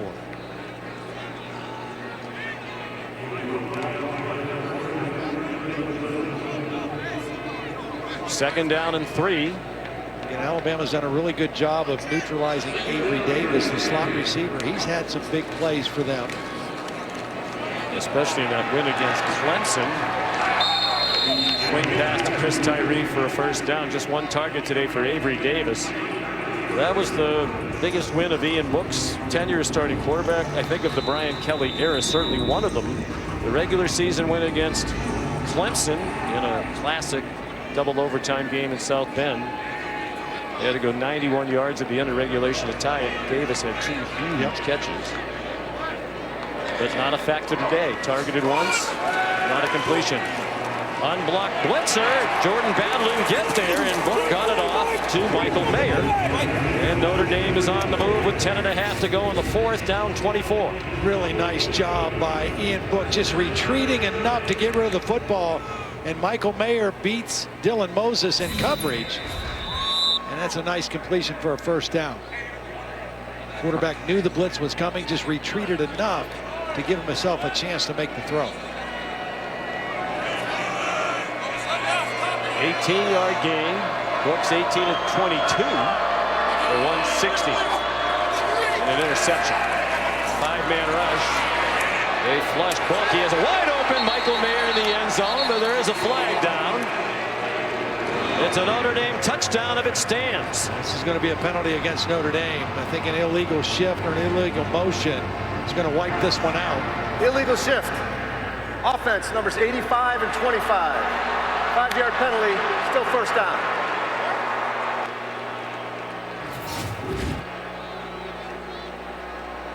Well, Tyree is out as a wide receiver. He never really gets set. He's kind of bouncing around.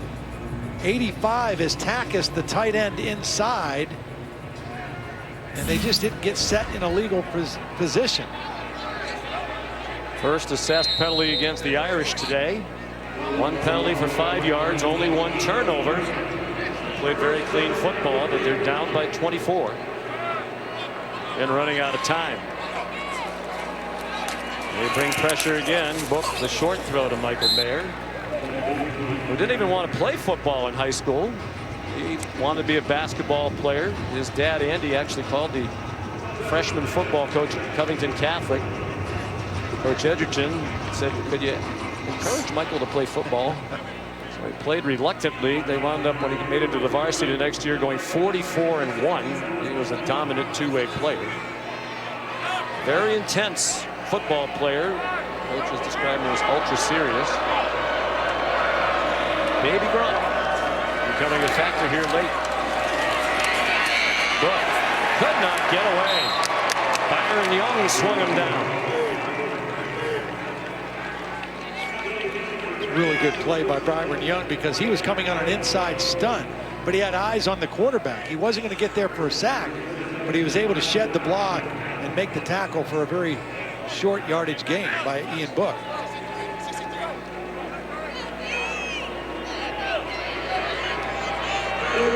Third down and 10. Nice drive, but they're taking a lot of time. Nearly 4 minutes on this possession, and the throw too high for Ben Skoranek. Josh Jobe in coverage. And what do you do here on 4th and 10? You're in short field goal range, but Brian Kelly's going to leave the offense out there. Go for a touchdown. Field goal is not going to help you at this point. At the end of the half, you know, that's a different situation. Now it's, score a touchdown. And that ball just kind of sailed on Ian Book. He had Skoranek, but he was open enough to make a completion. The ball took off on Ian Book. Kyron Williams, their outstanding running back, on the sideline. 4th down and 10. Book gets it off short of Avery Davis, who couldn't make the catch. With Brian Branch right behind him, and Alabama will take over on downs. Wondering if this ball got deflected a little bit at the line of scrimmage. The rusher, Jalen Moody, number 42, got a hand up. I don't know if he got a hand on the football or not. Take a look and see if number 42, Moody, gets his right hand up. The ball kind of dies at the receiver, and Notre Dame turns the ball over on downs.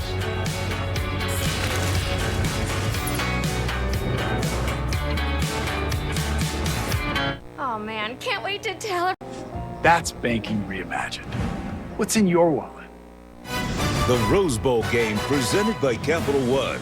What's in your wallet? And in part by AT&T 5G. And Ford. We're all in this together. Let's finish strong. Well, the only other time the Rose Bowl game was moved out of the Rose Bowl Stadium, 1942, shortly after the bombings of Pearl Harbor. Weren't allowed to have major events on the West Coast, so Oregon State and Duke played at Duke in Durham. Game won by Oregon State. Wallace Wade Stadium for the Hall of Fame Alabama coach John Mechie. Weaved his way near a first down. Looks like they were going to give it to him. And we fully expect the Rose Bowl will be right back where it belongs next year in Pasadena. Commend the Rose Bowl folks, able to move it in short notice, and also the people here affiliated with the Cotton Bowl, Jerry Jones and the Dallas Cowboys. The decision was made only days ago. Brian Robinson, the running back. Mac Jones still at quarterback. Devontae Smith at wide receiver. Robinson about 1.5 yards. Unfortunately, this is nothing new in the college football playoff. This is the 7th edition, 7th year. So in the first 6 years, there have been 12 semifinal games played, 9 of them decided by double figures, including last year LSU beat Oklahoma by 34. Back in 16, Alabama here shut out Michigan State 38-0. Clemson in 17 at a 31-0 win over Ohio State. There have been a lot of blowouts in the semifinal round. Well, last year's game between Ohio State and Clemson was a heck of a ball game. Went down to the wire. We're hoping that it's tonight as well. Sugar Bowl. More than midway through the fourth quarter now. Mac Jones off the hands of Devontae Smith. There goes the Heisman. Yeah. Well, that is a rarity, because coming into the game, he had been targeted 123 times according to Pro Football Focus, and only 2 drops. That makes number 3. Personal foul, roughing the passer. Defense number 19. 15 yards from the previous spot. Automatic first down. Justin Ademiola, twin brother of Jason Ademiola, who had a big batted pass out of the air earlier, as big as it can be in a 24-point game. Well, we saw one against Ian Book on the sideline just because he pushed him to the ground, and that time I think just finishing that tackle is what drew the flag. Seems a little nitpicky, but the officials need some airtime now. There's only 4 penalties in the game, 2 on each team.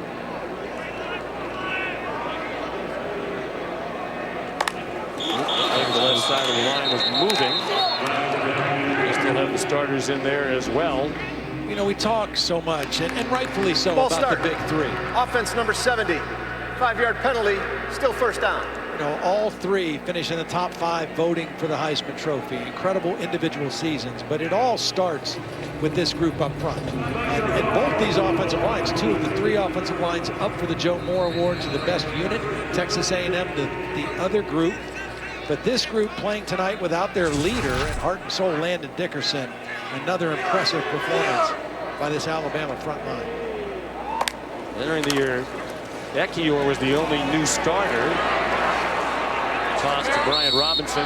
The only offensive lineman that replaced last year was Jedrick Wills. Big replacement. He was a top 10 pick in the NFL by the Cleveland Browns.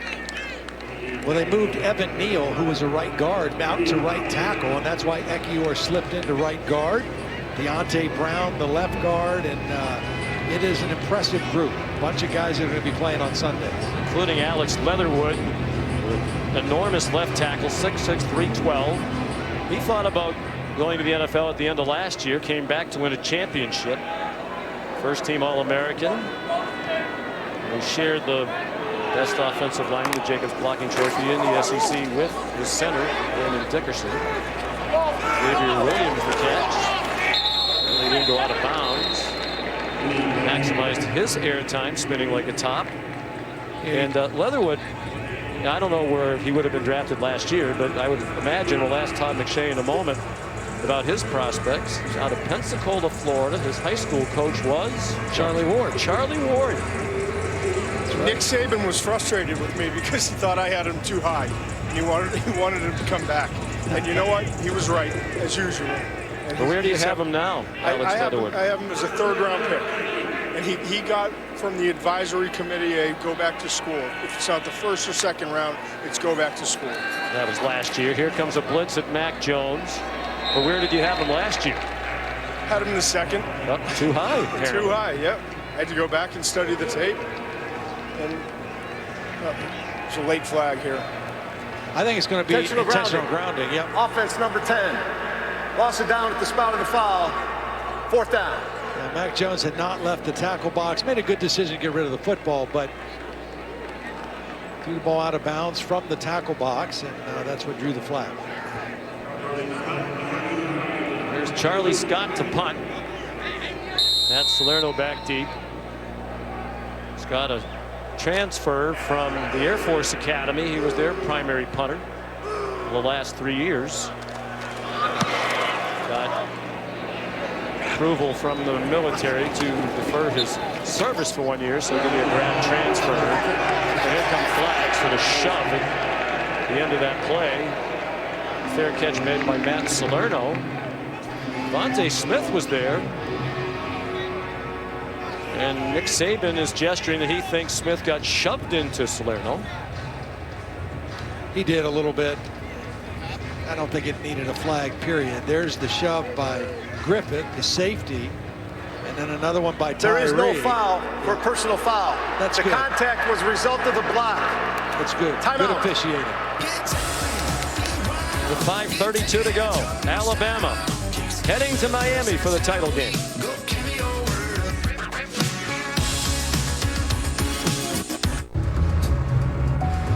Food and football.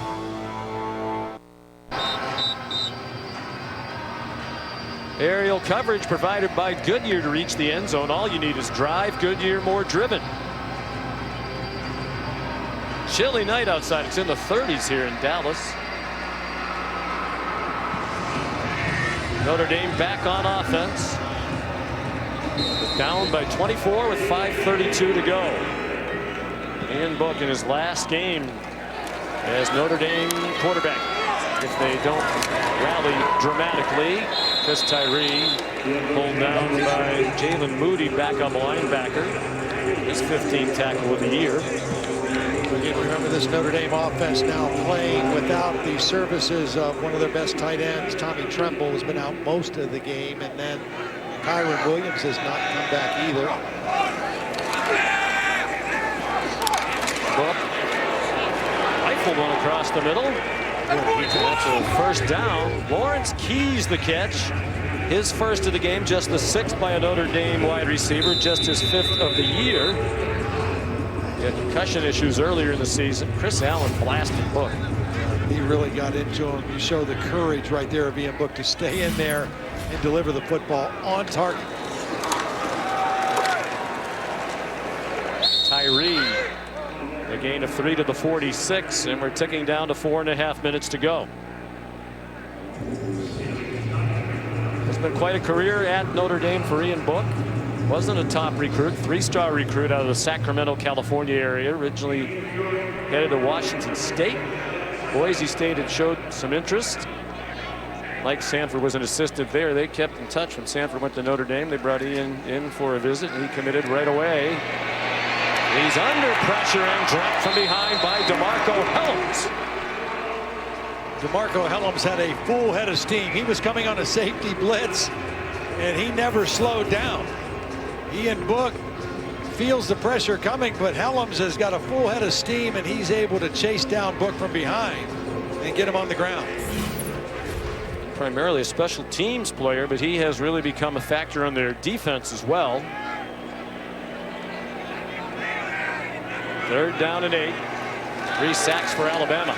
None for Notre Dame. And Book's pass goes over the head of Mayer, with Helms bringing the heat on Book again. Well, right now Alabama kind of pinning their ears back on their pass rush, bringing extra bodies. Ian Book not able to step into that one. Clear overthrow on 3rd down. Brian Kelly's looking like he may punt the football here. Well, he's yelling punt.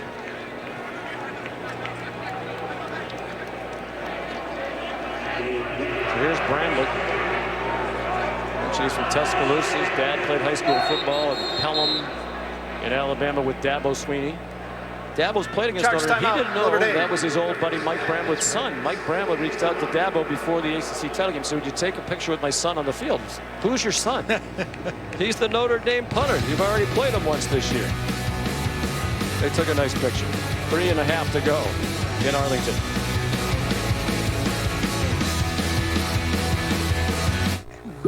Whoa, Susan. 24. There's Justin Fields, the Ohio State quarterback, arriving at the Sugar Bowl for the 2nd semifinal against the Clemson Tigers.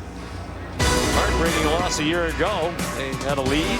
Like they didn't get the good end of some calls in that one as well. Winner of that one likely to play Alabama for the national title. Matter of fact, ESPN News is projecting the Crimson Tide, the winner, and they'll be in Miami on January 11th for the national championship game. After the timeout, Brian Kelly electing to go for it now on 4th down. And Ian Book's on target. Avery Davis, his first catch. The senior, of course, Notre Dame lists them by their academic class instead of their football eligibility. Those are the routes that Ian Book said that were kind of his favorite routes this week. The deep ends, the over routes, because they thought the place to attack was on the interior. This is tough here. Yeah, up for grabs for Skoranek, trying to throw a jump ball and take advantage of his height. And Patrick Surtain there. He's just one of those guys who takes away half the field. They don't even try to throw at him, Notre Dame and everybody else.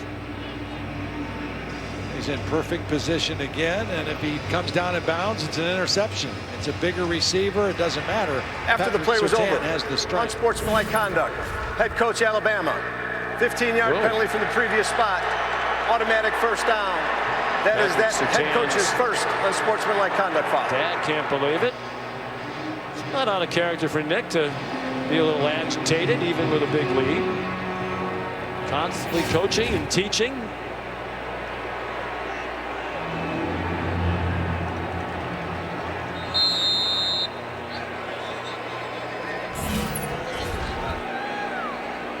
So it's 1st and 10. Notre Dame at the 25-yard line. Ellens came in another blitz, and McKinley slung down by Jordan Battle.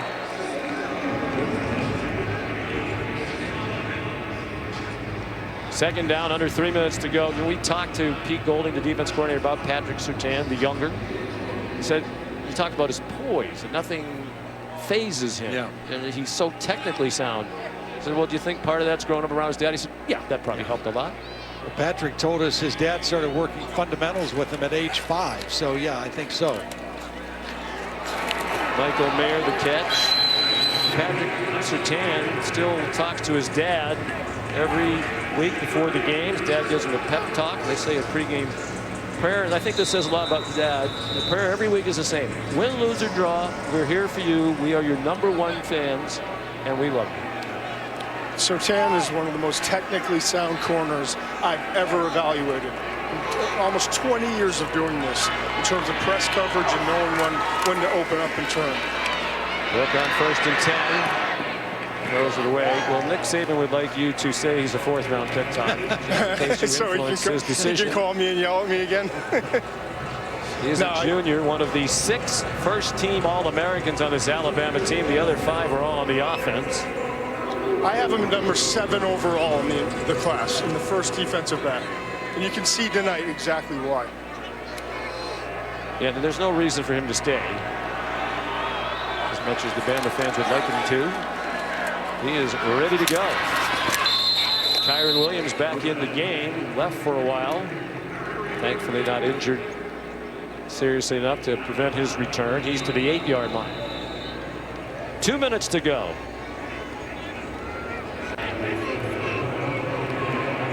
Well, we mentioned earlier, Alabama, the biggest favorite in the history of the college football playoff in year 7, 19.5 points. They lead by 24 with 1:43 to go. But caught by Mayer, who's banged down at the 1.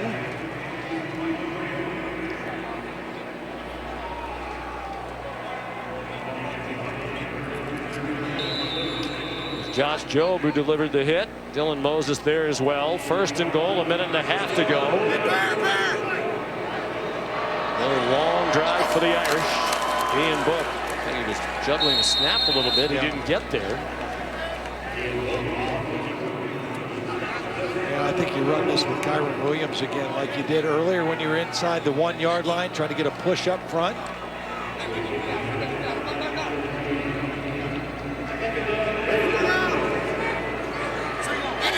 1 minute to go. Well, the fake, and he takes it in himself for the Notre Dame touchdown.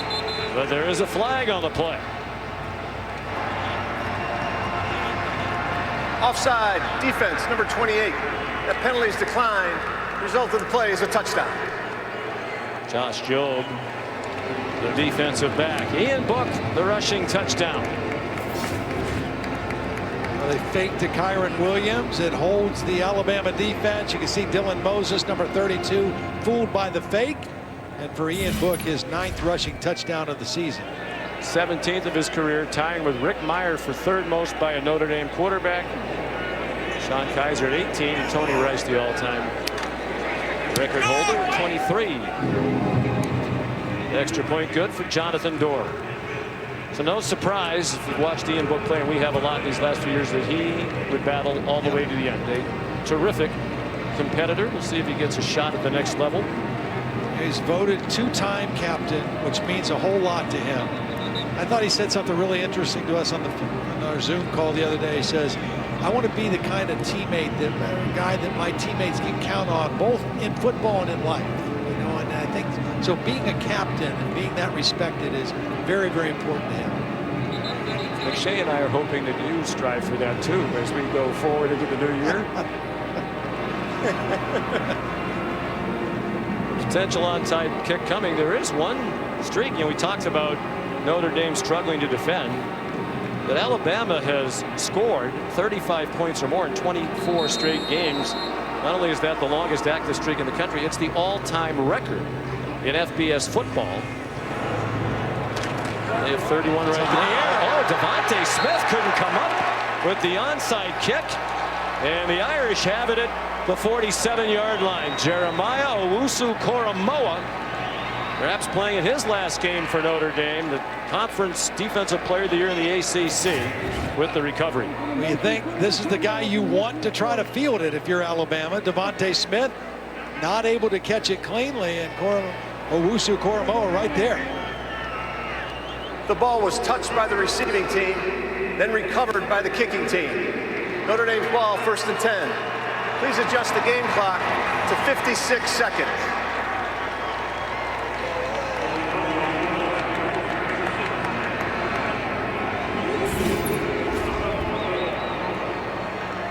Correction. Correction, 54 seconds on the game clock. We had deemed Devontae Smith the offensive player of the game. I think we should stay with that. Yeah. 3 touchdown catches. That was a special teams play.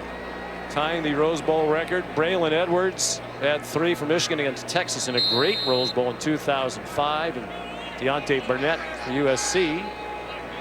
3 from Sam Darnold against your alma mater in 2017. Book throws low, trying to feed it through to Ben Skoranek.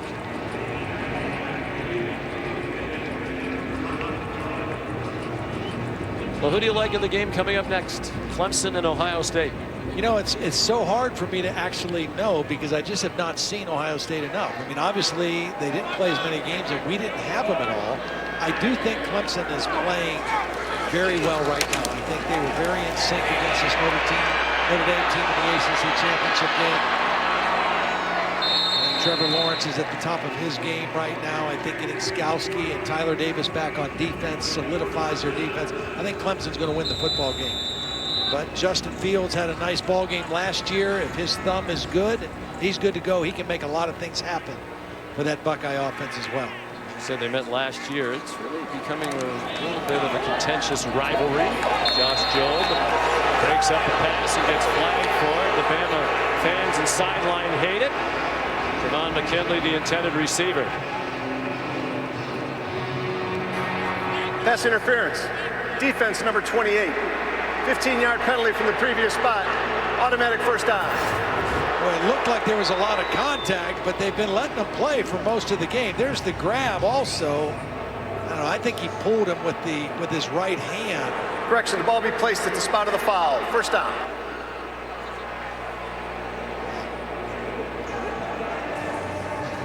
Mac Jones didn't lay it. What does Matt Austin think? I know your wife would like you to get a little more airtime tonight. Mr. Austin, what do you think?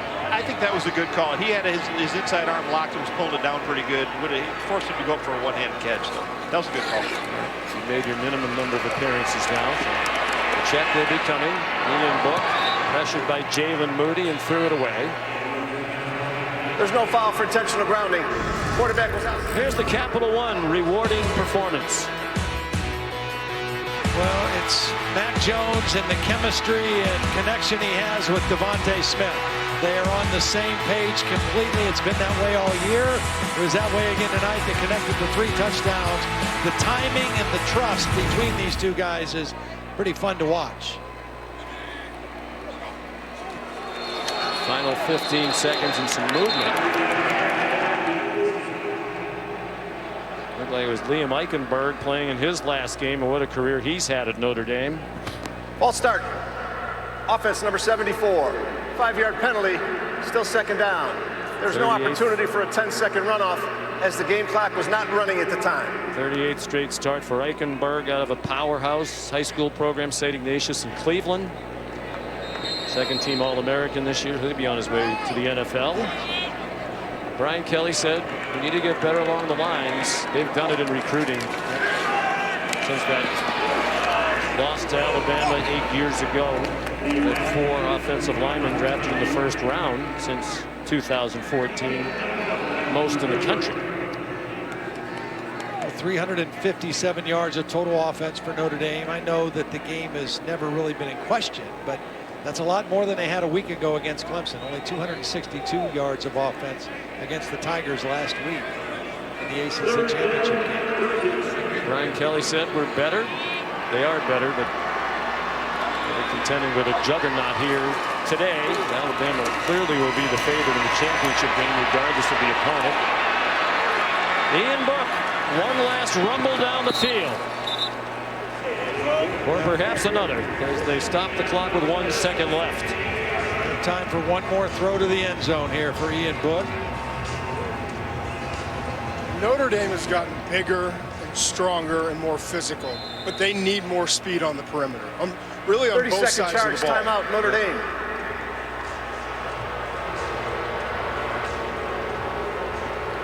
Notre Dame calls timeout. Bama fans booing. They want to get the party started. Socially distanced and masked, of course. Trevor Lawrence getting ready. What is almost certainly his either last or second to last college football game. If they win, he'll play one more, but then he's likely to be a Jacksonville Jaguar. I would not bet against this guy. Yeah, he's pretty special. He is. He will be the first overall pick by the Jaguars. If the Jets were picking at #1, they would have taken him too. Devontae Smith, 3 touchdown receptions, by the way, not just tying the Rose Bowl record. They are an Alabama bowl game record for any bowl. 6 times previously, receiver had 2 touchdown catches. And I think before we see him again in Miami in 11 days, he's going to collect the Heisman Trophy. I think so too. First wide receiver to do it since Desmond Howard, if in fact he does win it. Blitz, boom. It's almost as if Alabama saying, okay, you want to call a timeout, run one more play, we're going to try to blast you. It was intended for Avery Davis, and it brings an end to this Rose Bowl game presented by Capital One. Devontae Smith, 7 catches, 130 yards, and 3 touchdowns. And by his standards lately, that's been a quiet night. He averaged 144 yards receiving over the previous 6 games. He'll need 10 yards to become the all-time leader in SEC receiving yardage. He's 10 behind Jordan Matthews of Vanderbilt, who holds that record. So they're on their way to the national championship for the 5th time in 7 years of the college football playoff. You wonder if Nick is taking his team home right now, if they're going to stay here in Texas and watch the game, or if they're going to go home and just watch it on film tomorrow. They treated this like a business trip. They just came here yesterday like it was your regular in-season away game. Nick Saban let his players go home for Christmas, said he didn't have the heart to tell them they couldn't do it. They came back. Thankfully, no positive COVID tests. Notre Dame stayed on campus. Brian Kelly was Santa Claus. Here's Allison Williams. Thank you very much, Sean. Here with head coach Nick Saban. Coach, this was a team victory, and you led from start to finish. What stood out to you about the way your team was able to control this game? Well, you know, I was really proud of our players. They worked hard. You know, we didn't come here to finish here, so I was really proud of the way we came out and played. We didn't finish the game like we'd like. You know, we'd like to take the air out of it on offense. I've always got something that I'm complaining about.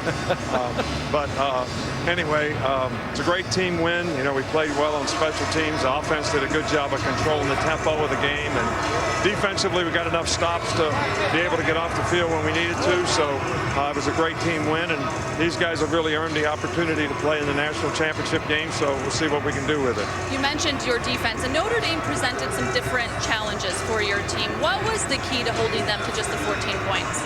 Well, I think that we played really good team defense. We got some stops when we needed to.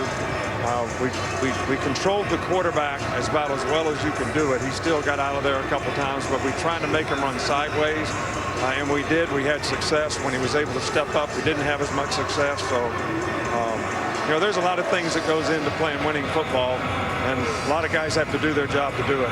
And one of those guys was Devontae Smith. How do you begin to describe the impact he has on this game? Well, he does a great job. He's a talented guy. He's a hard worker. I mean, he does everything exactly right. He has a great understanding of what he needs to do to be able to make plays, and he makes them every chance he gets. So we're very fortunate to have him, and he's had a great year. Coach Saban, thank you so much. Congratulations. Thank you. Appreciate it. One win away now from his 7th national title as a head coach. It would be his 6th at Alabama if they can defeat Clemson or Ohio State in the national championship game. The trophy ceremony coming your way shortly. We'll have the naming of the offensive and defensive players of the game here at the Rose Bowl game, presented by Capital One. Another record-setting day for Devontae Smith.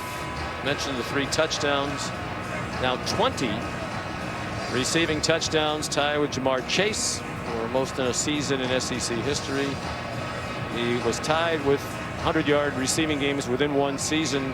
Started the day with 7 with Amari Cooper. He now has 8, that record all by himself.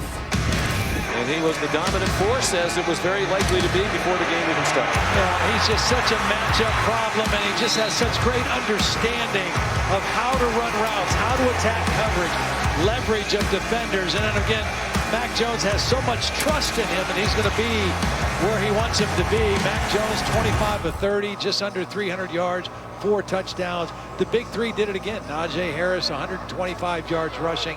A very, very difficult team to defend, because whatever you try to take away, they'll exploit something else. As we spin it ahead, do you think they are clearly better than Clemson and or Ohio State? I don't think clearly. I think they have been the best team from wire to wire. I think, you know, Clemson had a couple games without Trevor Lawrence. I think they're playing their best ball. Ohio State has had kind of a disjointed year, but they've got the talent to play with either one of those teams. So I really think that they're the best team, but they're capable of being beaten by either one of those teams that win tonight. Well, this was the 5th win of the season for Alabama against a team ranked in the top 25. No other team in the country has even 4. They are definitely deserving of that #1 ranking. And when I think of Nick Saban and Alabama, you think of consistent excellence. This is 13 years in a row they've been #1 in the country at least 1 week of a season. That is far and away the all-time record. They just roll it year after year. Yeah, they do. And they just continue to recruit. They have another #1 recruiting class. Maybe the best they've ever had. One of their best classes. They had 9 guys drafted last year off of last year's team, and they just continued to build. They were 11-2 last year. Thought it was a disappointing year.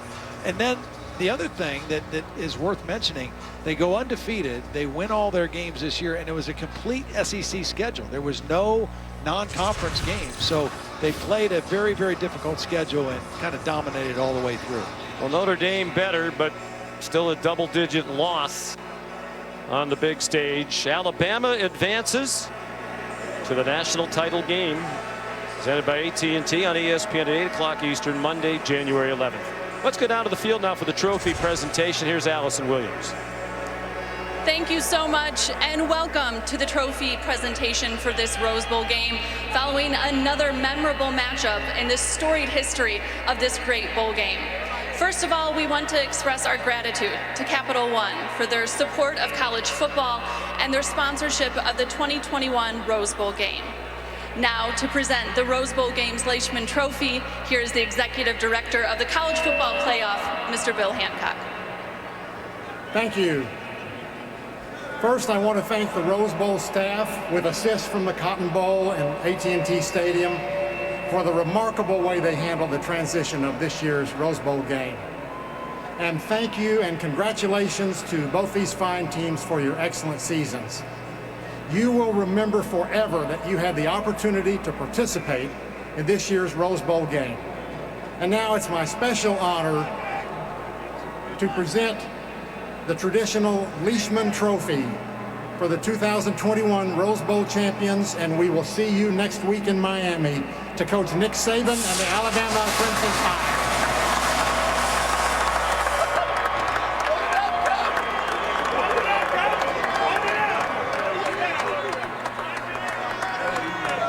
Well, first of all, I'd like to thank the College Football Playoff and Bill Hancock and the Rose Bowl folks and also the Cotton Bowl folks and AT&T Stadium for putting on this venue and handling it in such a first-class way. And I'd like to congratulate Notre Dame for being here and having an outstanding year. And can't tell you how proud I am of our players, our team, who earned the right to get in the national championship game. And this is something you always remember, playing, participating, and winning the Rose Bowl. This is fantastic. So you guys have done a great job all year. Everybody that supports the program, from our administration to our athletic director, have all done a fantastic job of helping us have a very successful program. And you guys have done a great job all year handling the disruptions and doing the things you need to do to have success. And thank you so much, man. I appreciate everything that everybody's done, all their effort, and all the things that you've done to have this kind of success and create this opportunity for yourself. Thank you. Coach Saban, you alluded to it. This has been a season unlike any other. What did you learn about your team over the course of the season thus far when it came to their ability to adapt to the different challenges presented? Well, I kind of told the players in the beginning of the season that this was going to be a different kind of season, that there'd be a lot of disruptions and a lot of things that we would have to adapt to, and the team that handled it the best would be the team that had the best chance to have success in the end. And these guys have done a fantastic job of doing that all year, and that's why they are where they are right now. Thank you, Coach. You better set that down because we got some other hardware to hand out as well. We're going to start with Offensive Player of the Game. 130 receiving yards on 7 receptions, 3 touchdowns, wide receiver Devontae Smith.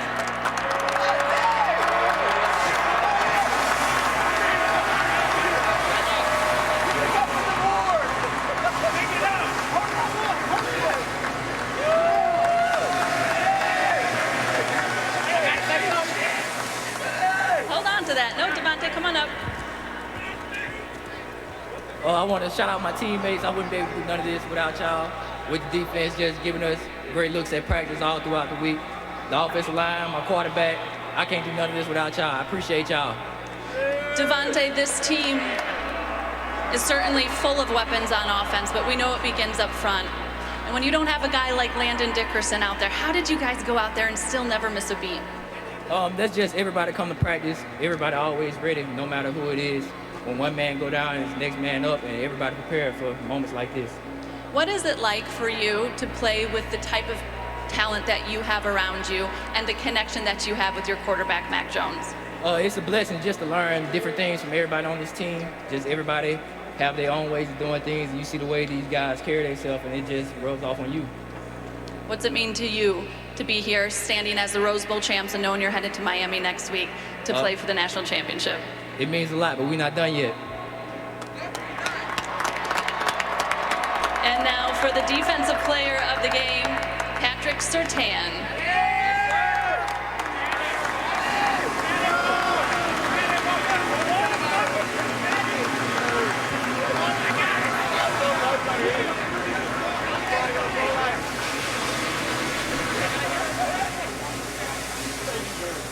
Got a lot of confetti down here.